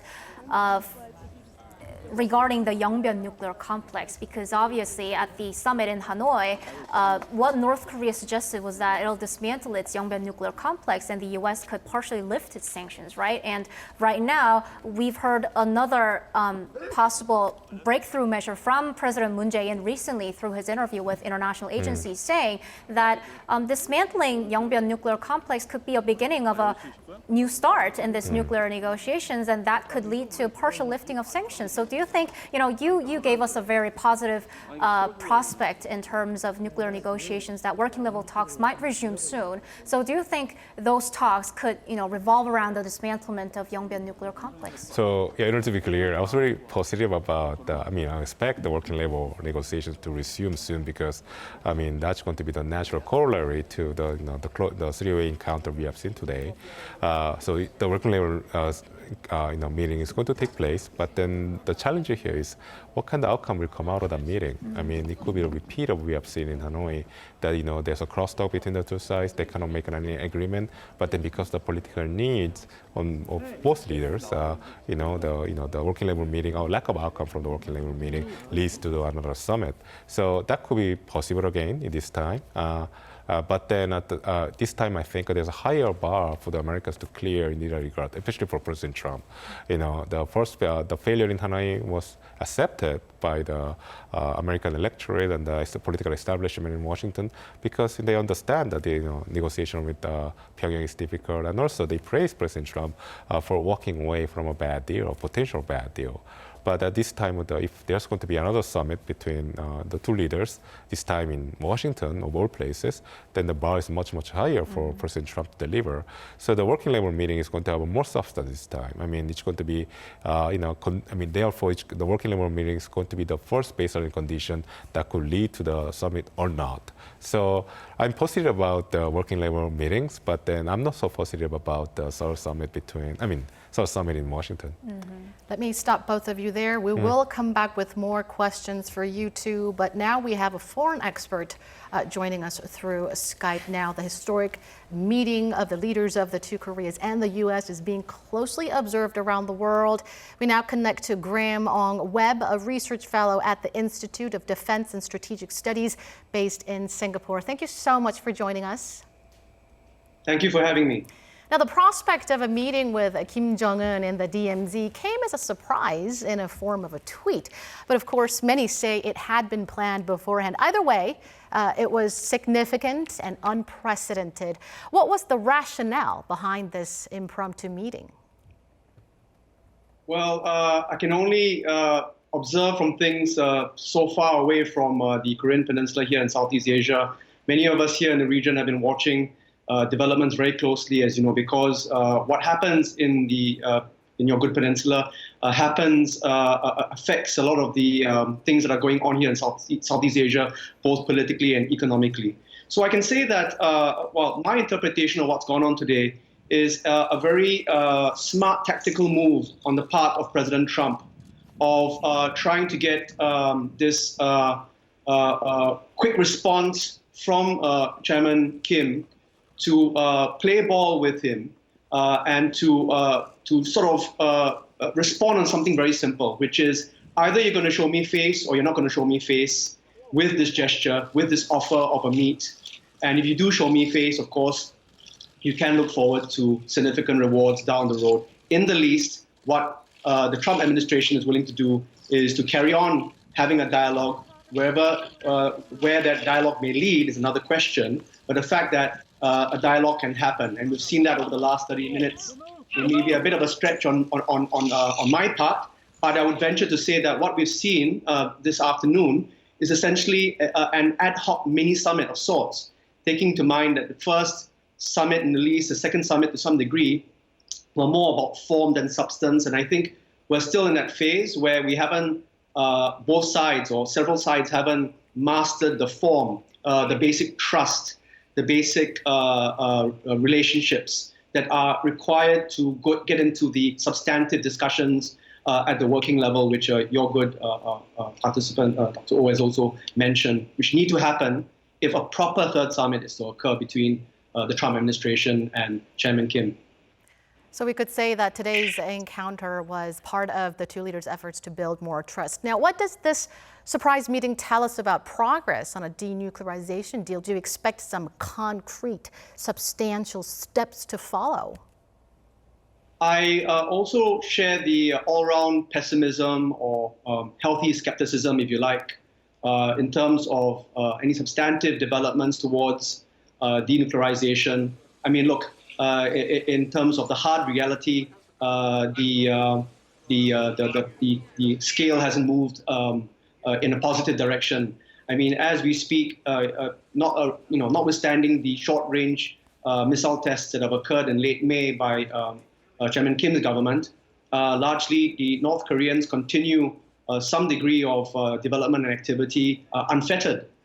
Yes, the sanctions have placed a stranglehold on the North Korean regime. It is clear from various weak signals that the North Korean society is feeling the pinch, feeling the hurt of these ongoing sanctions, which run quite deep.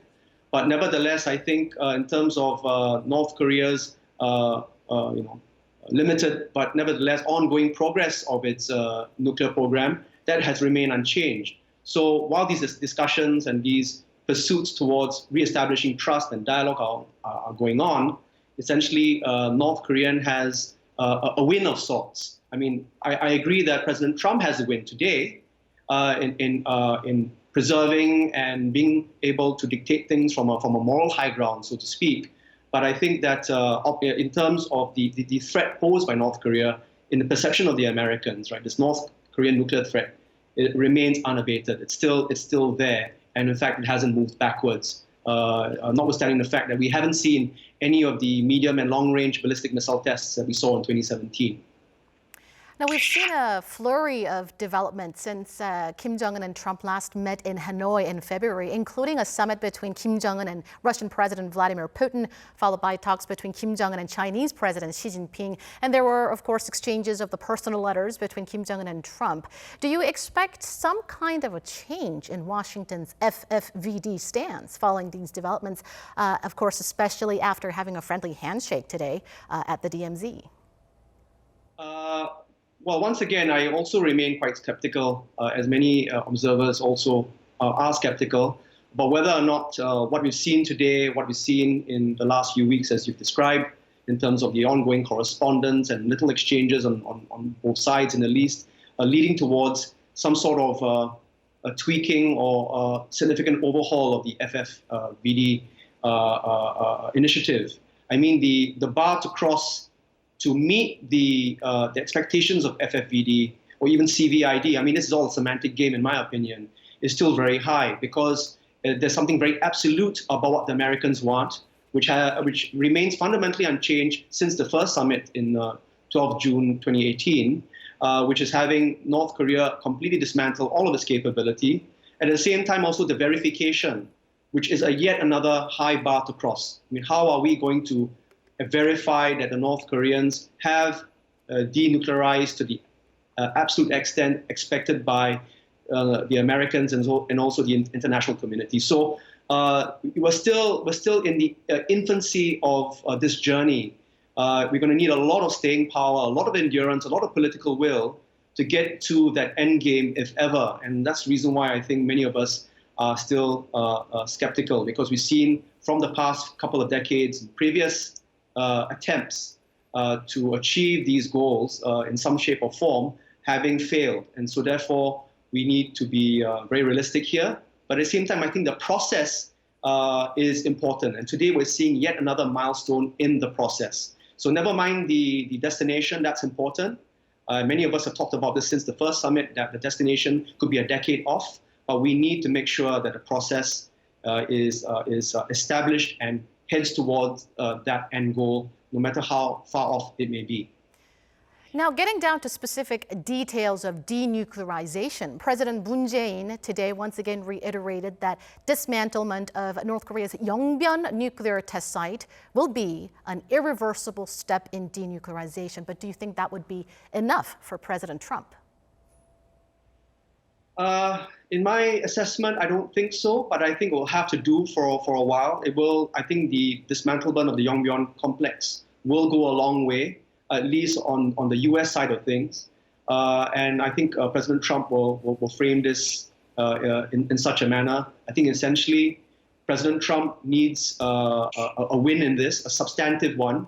I mean, today is a win, but it's still a win in terms of form, of optics. Right? There's still a need to deliver something tangible in terms of the outcomes of international or regional security, but also in terms of what the American electorate expects from their president, not just the talk, but also the walk, right? And he's promised in various ways that there will be tangible outcomes, positive ones, coming out from these negotiations, and he's going to make these things happen. So the dismantlement will need to happen, and it will go a long way for him, because his message to Chairman Kim will be, if you want to continue talking to this person, which is me, President Trump, then you will have to play your part in ensuring that I stay in this seat. And that means having a second term, because we have clearly, it'll be up in the cards, right, in terms of if another president takes over, who Mr. Chairman Kim will be negotiating with. So right now, I think this is how President Trump is going to play the game, to say, if you like what you're seeing right here in terms of where this relationship between two personalities are going, Chairman Kim and President Trump, then Chairman Kim will have to do his part to make sure that President Trump survives and gets into a second term to see through the goals, the mutual goals that both parties want to achieve, both on the North Korean side, lifting of sanctions, economic development, access to FDI, etc., and also on the U.S. side, seeing a reduction of this North Korean nuclear threat writ large. And one last question for you. Kim Jong-un reportedly told Chinese President Xi Jinping during his visit to the North that North Korea's ultimate goal of denuclearization is its regime security. Is there a viable way to guarantee North Korea's regime survival? Well, there has to be. I mean, whether that's possible is another question, but that has to be the case. And I think the U.S. side of the house, I mean, the Trump administration in particular, has to, in a begrudging way, respect that this will have to be a sort of a non-negotiable factor in the equation for all of us to get towards, in the least, the dismantlement of the Yongbyon complex, and further afield, the gradual denuclearization of North Korea's overall nuclear capabilities, that the regime stability and the continuing hold on power and exercise of government by Chairman Kim has to be a non-negotiable factor. In other words, this is a reality that we have to live with, and actually, fundamentally, it shouldn't really have to be a huge problem, provided that North Korea, abides by the various agreements that can be achieved that will achieve this goal of denuclearization. So I think we've seen over the last several months, various indications by officials in the Trump administration that, begrudgingly, of course, that they are willing to accept this. Right? This is something that has to stay in place. All the other things will have to change. Right? So that this regime has its own political system, its own way of doing things, albeit largely unacceptable in terms of the abysmal human rights record. and atrocities we've seen coming out from North Korea. Let's be frank about it. But the fact that as long as this regime doesn't pose an external threat to South Korea, to Japan, to other countries in the Northeast Asian sphere, and also further afield, I think the world will be able to live with that. All right, thank you so much, Dr. Ong Webb, for your insights this afternoon. Dr. Graham Ong Webb, a research fellow at the Institute of Defense and Strategic Studies based in Singapore, for us this afternoon. Thank you. Now, I want to go back to you, Dr. Goh. Let's carry on the discussions of today's historic encounter among leaders of the two Koreas and the U.S. president. Now, it's no secret. The world, the entire world closely watched how intimate and close and on good terms President Trump and North Korean leader Kim Jong-un are. But how much would their cozy relationship actually help in denuclearizing North Korea? Well, that's a totally different question. I mean, clearly the personal connection between the two leaders matter, but then the question of whether that would going to lead to complete denuclearization of North Korea, I would say there's not much variance on that question. It's very unfortunate to say that, but that's probably the case because we're comparing, I mean, first of all, because United States and North Korea have a different political system. The reason why I say that is because the expected time horizon that Kim Jong-un has is quite different from those of President Trump. And President Trump, has to be elected in 4-year cycle, whereas Kim Jong-un obviously doesn't. So yeah, he can go on and wait, whereas and then President Trump, whereas he has to have a short-term deliverables. So this mismatch of time scale is actually doesn't favor the personal connection to be a major factor, because actually it just a matter of time before President Trump leaves office, and in the best case scenario that will be like 5 years from now. Then the United States and then North Korea might have to restart those negotiations. So I think North Korea knows this. So therefore, right now we have seen like this burst of goodwill, and super like a powerful symbolic gesture between the two sides. But then the trend in negotiation is going to revert back to the structural element, which is the widening gap in position between the two sides. So that's why we have to be optimistic, but then we have to be cautious about what we have seen today. So the historic encounter between U.S. President Trump, South Korean leader Moon Jae-in, and North Korean leader Kim Jong-un took place this afternoon. Now let's take a closer look at the demilitarized zone where all this happened this afternoon. Following a dramatic turn of events in 2018, the DMZ, one of the world's most heavily guarded borders and a symbol of division and conflict, is now becoming a symbol of peace. Here's Arirang's Kim In-ji with the details. The demilitarized zone has divided South and North Korea since hostilities ceased in the Korean War following the signing of an armistice in 1953. Running roughly 240 kilometers across the Korean peninsula, the DMZ is a buffer zone 2 kilometers wide on either side of the military demarcation line, where military activity is forbidden. Located within the DMZ is a truce village of Panmunjom. Over the years, the border village has seen an influx of visitors at times, while completely idle at others, all depending on the situation on the peninsula. On April 27, 2018, a new chapter in Panmunjom's and the nation's history was written. Panmunjom was the site of the historic summit between South Korean President Moon Jae-in and North Korean leader Kim Jong-un. The leaders met at the military demarcation line that cuts across the village and even crossed over to each side, vowing to turn the DMZ into what they called a peace zone. 2 more summits followed in its wake, gradually transforming one of the world's most heavily fortified borders into a symbol of peace, rather than a symbol of conflict and division. The two Koreas inked a military agreement that removed landmines on guard posts within the area, as well as arms and ammunition. 35 soldiers from each side still stand guard, but they're unarmed. Seoul also reopened the joint security area on the southern side to the public in May.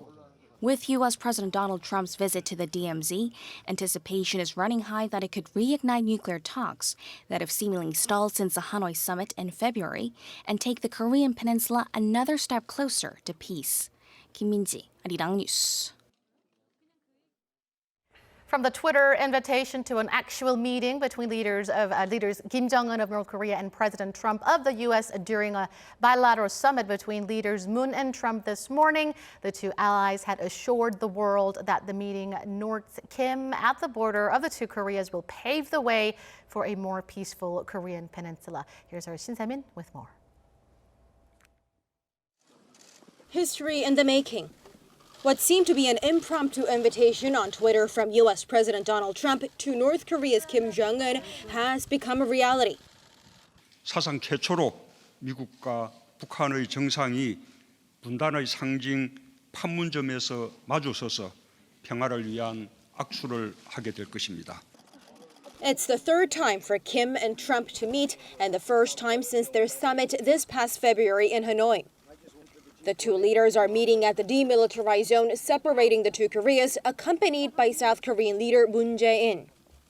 And President Trump also feeling very optimistic about the meeting. What we're doing today is a step, and probably it's a step in the right direction. There's a good feeling, so it could be very good. As far as another meeting, I think let's see what happens today before we start thinking about that. But it could be very important. One other possibility was a three-way summit. However, President Moon put the spotlight on Kim and Trump and their meeting. 오늘 이 중심은 북미 간의 대화입니다. 트럼프 대통령님과 북한 김정은 위원장과의 상봉 그리고 대화 또 그것이 앞으로 계속된 북미 대화로 이어져 나가는 그 과정으로서 큰 의미가 있다고 생각합니다. Moon noted that he was invited to join Trump at the DMZ, but he said inter-Korean talks will be held at a later time. The DMZ meeting was expected to be brief, but even so, the leaders Moon and Trump were confident that it will help pave the way for more progress in the nuclear talks between Pyongyang and Washington. South Korea's presidential spokesperson in a readout said that Trump relayed appreciation for President Moon's active role as a peacemaker, noting a drastic shift in mood on the Korean peninsula from 2 years ago. Adding to that, Trump thanked Moon for a good partnership and said although it's a rocky road ahead, he believes things will turn out just fine. Shin Se-min, Arirang News. History has been made as visiting U.S. President Donald Trump met with North Korean leader Kim Jong-un at the military demarcation line just about an hour ago, and now they are still holding a summit, lasting over 50 minutes now. While we wait for the live feeds from the border village of Panmunjom, where the North Korea-U.S. summit is taking place. Let's once again bring in Dr. Ko Myung-hyun and Arirang's Unification Ministry Oh Jung-hee for further analysis on this historic day. So the summit between Kim Jong-un and Trump is now lasting well over 50 minutes, almost an hour now. What kind of outcome do you expect from their summit? Well, I think obviously, this meeting between the two leaders is going to give a new impetus to restart the stalled negotiations between the two sides. And I think the first manifestation of the corollary of this meeting will be the resumption of the working level dialogue and between North Korea and the United States. But then the agenda on the working level dialogue actually will depend on what kind of message Kim Jong-un sent to President Trump during this encounter, and also how President Trump received it. If President Trump agrees to an extent with North Korean demand of a more flexible diplomatic approach, then that's going to shape the working level meeting agenda. And the U.S. administration officials will have to show more flexible posture towards the North Korean demands. And that means North Korea might, if this time United States might have to consider seriously the North Korean offer of shutting down the Yongbyon nuclear facility in exchange for lifting the sanctions. Or the U.S. administration official might not be flexible about that, but then this is one consideration that the United States might have to give to North Koreans. So that's one of the possible outcome of this meeting. And another one is that we know that President Trump has set another goalpost here, which is the potential for the Seoul summit to materialize again. So yeah, I think that's going to be also shape the outcome of this dialogue. I'll stop you there for now. We can see President Trump and North Korean leader Kim Jong-un, as well as South Korean leader President Moon Jae-in, walking out of the Panmunjom, where Trump and Kim Jong-un held about an hour-long summit. Now we are seeing live feeds from near the border village of Panmunjom, near the military demarcation line in the DMZ. So obviously, U.S. President Donald Trump and South Korean President Moon Jae-in will be seeing off North Korean leader Kim Jong-un going back to his regime, now saying goodbye after their 1 hour-long encounter in the truce village of Panmunjom. For those of you who have just joined us, we are bringing you a special live coverage of U.S. President Trump's visit to Seoul, as well as Seoul-Washington summit that took place this morning, and the following press briefing, as well as the historic encounter between President Trump and North Korean leader Kim Jong-un, which happened just about an hour ago. After shaking hands at the military demarcation line with President Trump, even crossing the military demarcation line over to the North Korean side, making history, becoming the first U.S. president to step on North Korean soil. They have done that, and then North Korean leader Kim Jong-un crossed over to the south to hold a summit with President Trump. Now, the summit between President Trump and Kim Jong-un lasted longer than we had expected. The summit lasted about 1 hour, and we are now waiting for the results. We cannot verify what they talked about during that summit, but we will continue to bring you the latest updates.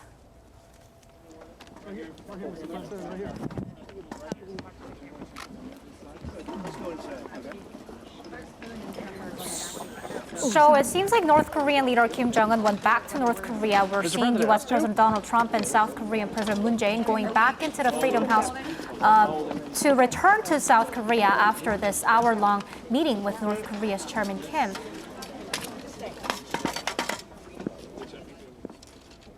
Now, Dr. Go, of course, we cannot immediately verify what was said during that summit of high significance, but do you think they, as you've mentioned, Kim Jong-un made a huge concession by just showing up at the DMZ upon President Trump's short notice, invitation of short notice, and he even crossed the border over to the south to hold summit talks with President Trump, when President Trump could have crossed the border over to the north to hold talks there.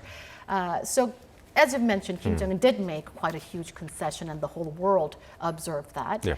Do you think that was part of Kim Jong-un's strategy, though, to ask for more concession from Trump during the summit? Well, one of the readings you can take out of this move by Chairman Kim is that North Korea might not be willing to risk too much in terms of diplomatic approach in United States. It might sound obvious, but then we have to take into account what's going on before this encounter took place. Last month, beginning of last month, North Korea actually launched tested the short-range ballistic missile first time in years.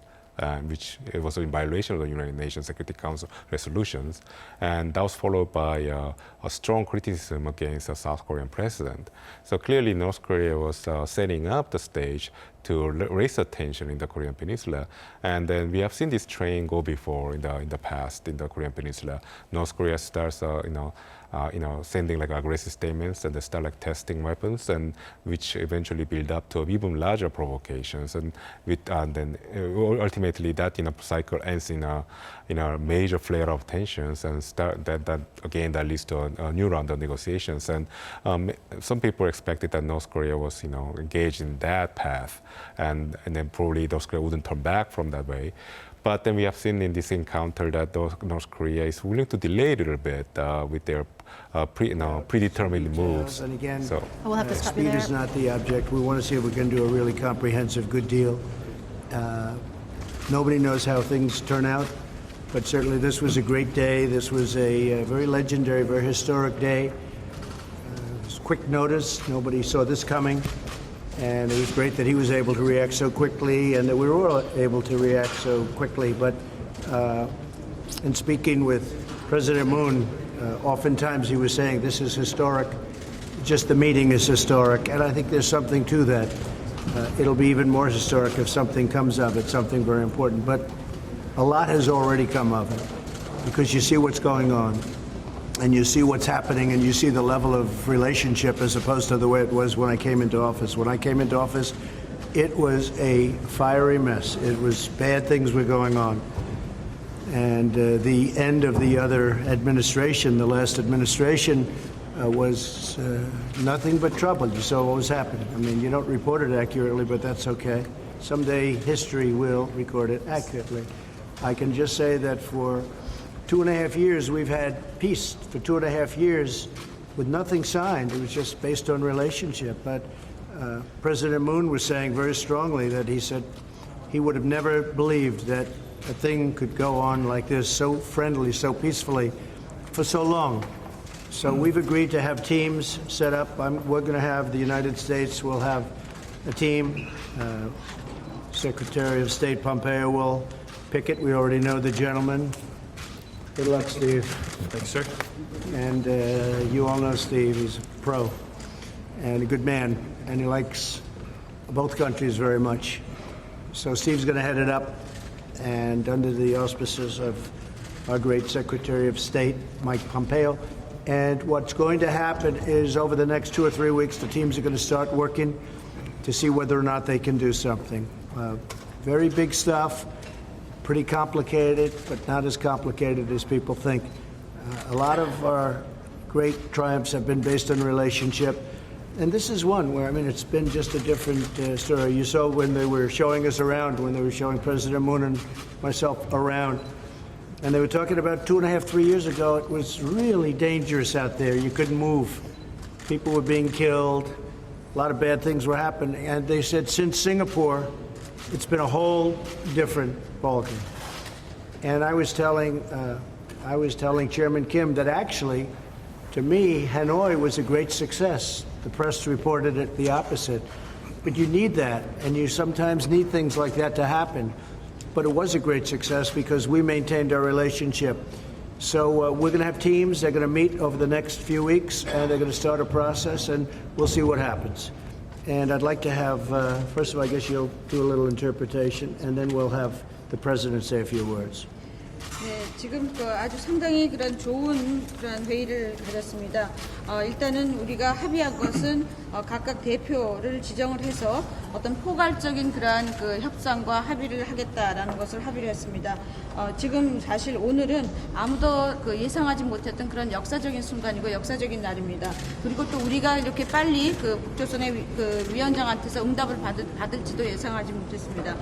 문 대통령께서 역사적인 날이다라는 말씀을 표현을 자주 쓰십니다. 그런데 오늘이야말로 진정하게 그런 역사적인 그 순간이 아닌가 생각합니다. 이미 사실 우리는 여러 가지 많은 진전을 이루었습니다. 과거에 비해서 이 전체적인 그런 한반도 문제라든지 이런 관계가 상당히 좋아졌습니다. 과거에 행정부가 했다면은 지금 현재 문제가 굉장히 더 많을 것입니다. 아마도 언젠가는 역사가 정확하게 기록하지 않을까 생각합니다. 미국은 우리 폼페오 장관이 주도로 선정을 해서 이미 대표를 가지고 있습니다. 비건 대표가 그 대표가 될 것입니다. 비건 대표는 전문가이시기도 하지만은 양국을 사랑하는 그런 한국과 북조선을 사랑하는 마음을 가지고 있습니다. 국무장관이 주도하에서 스티브 비건 대표가 할 것이고 앞으로 2, 3주 내에 미국과 북조선에서 팀을 구성해서 서로 협상을 시도할 것입니다. 아까도 문 대통령께서 말씀하셨습니다만은 2, 3년 전만 해도 이 지대는 우리가 전망대에서 봤습니다만 상당히 위험한 그런 위협이 있는 지대였습니다. 하지만 지금 굉장히 그런 평화로운 지역입니다. 또 하나 내가 말씀드리고 싶은 것은 싱가포르이 성공이었고 지금 하노이도 많은 사람들이 비판을 합니다만 하노이 만남도 굉장히 성공적이었던 것입니다. 가끔은 그러한 것도 필요합니다. 하노이가 성공이다라고 우리가 지금 말씀드릴 수 있는 이유는 바로 오늘과 같이 다시 이 만남이 이어졌기 때문에 더더욱 성공적이라고 보는 것입니다. 그리고 대통령께서 말씀하실 거예요. 예, 원래는 올해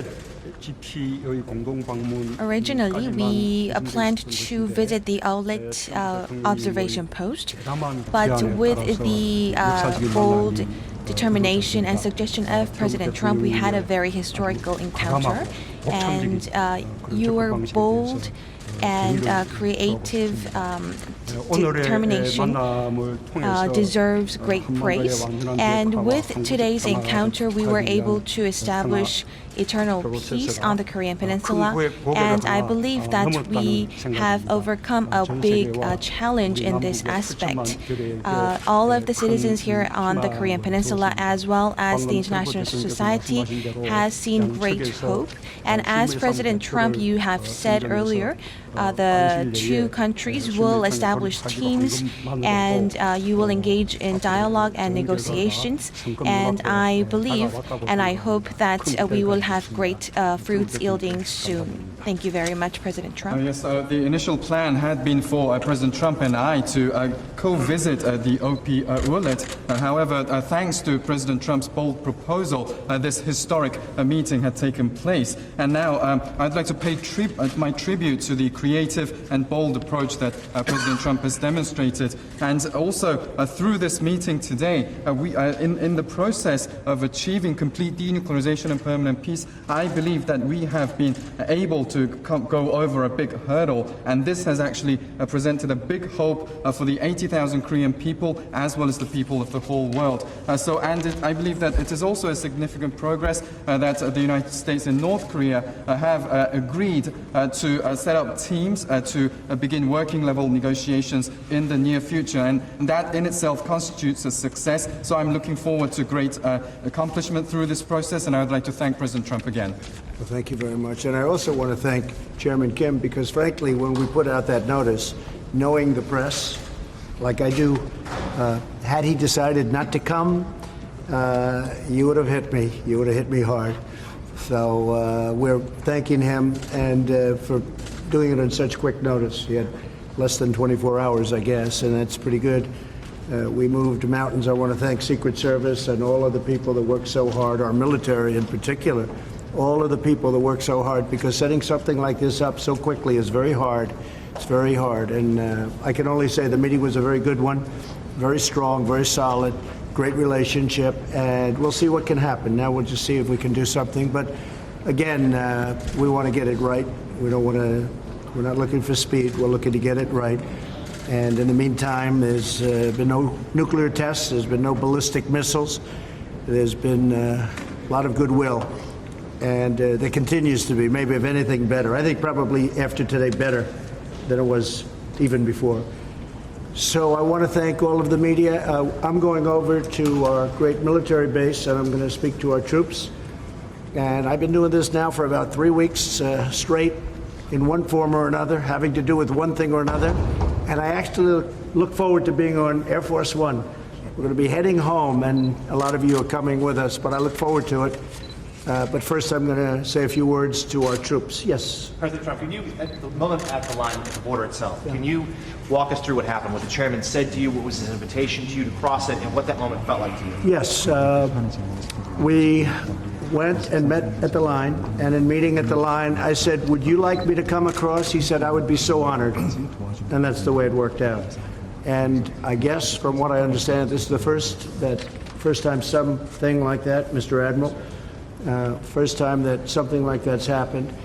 But I asked him, I said, would you like me to come across the line? He said, I would be honored to do that. I would be honored. Now, I didn't know really what he was going to say, but it was my honor to do it.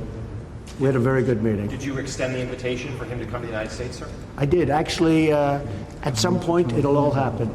If it all works out, at some point, that'll all happen. But this was a pretty big move today, I imagine, based on what everyone's telling me.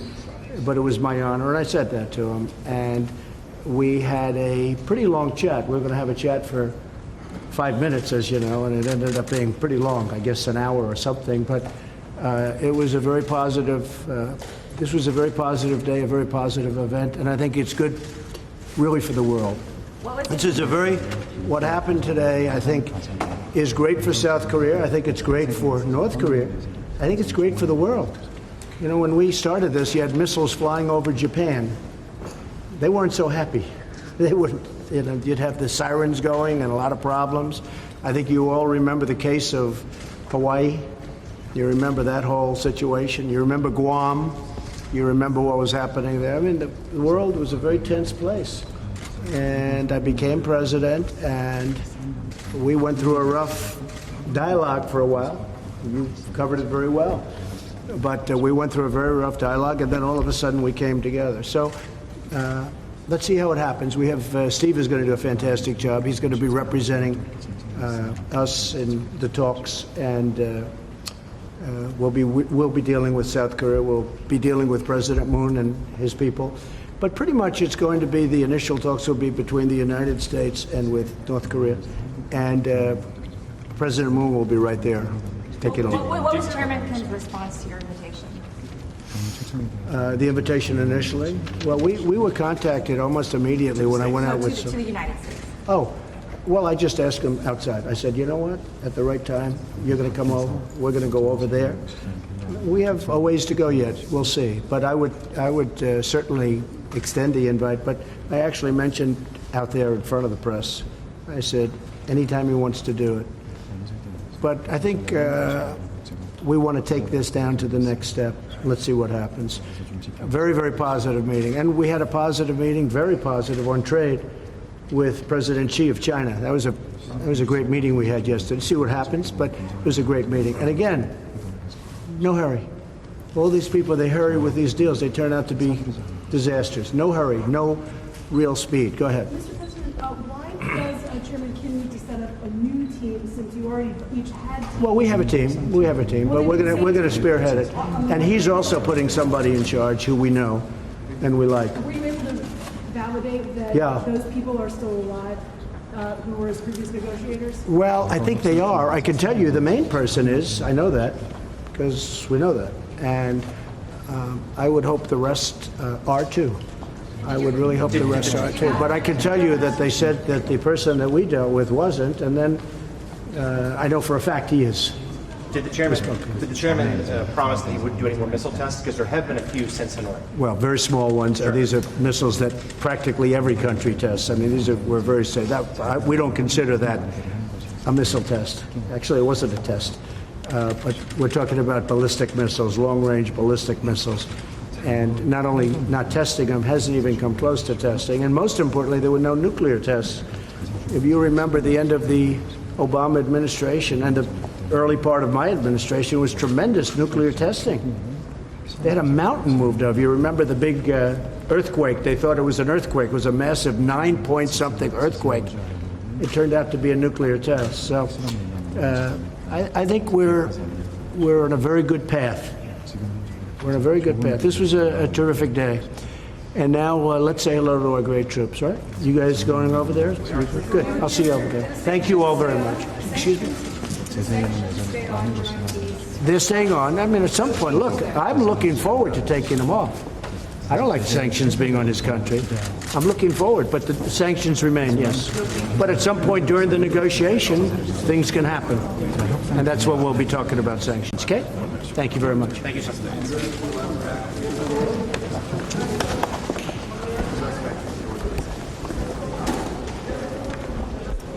So there you have it. Today we saw a historic encounter among the leaders of the two Koreas, as well as visiting U.S. President Trump.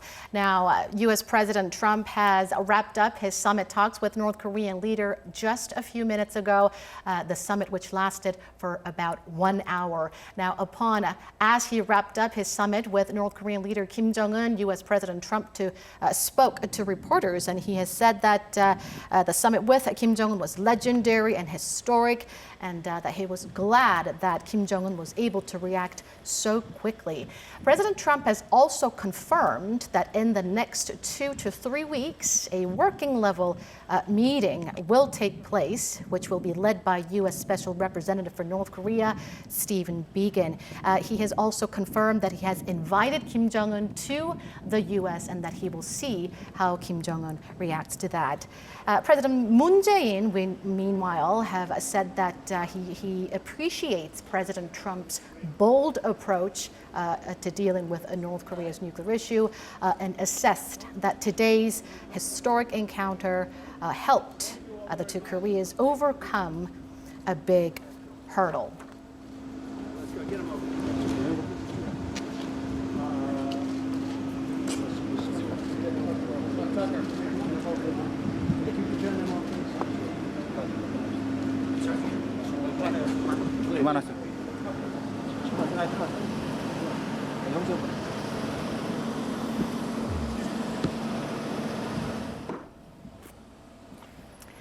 So that will do for this special live coverage of President Trump's visit to Seoul and the historic encounter among the leaders of the two Koreas and President Trump, as well as the historic and legendary summit, as Trump has put it, between Trump and North Korean leader Kim Jong-un. President Trump will now depart for the Osan Air Base, where he is expected to address the U.S. troops there before departing for Washington. That will be his last official schedule here in Seoul.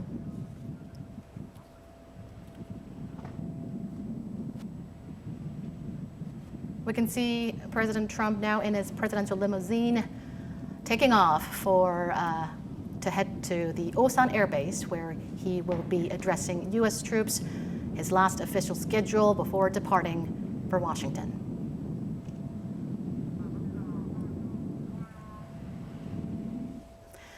So history has been made, quite a lot to take in this afternoon. Truly overwhelming, colossal, phenomenal moments we have witnessed there. And both President Moon Jae-in and U.S. President Trump are giving out very positive expressions about the historic summit that took place between President Trump and North Korean leader Kim Jong-un. Now we will have to end this special live coverage of President Trump's visit, as well as the historic encounter at the DMZ.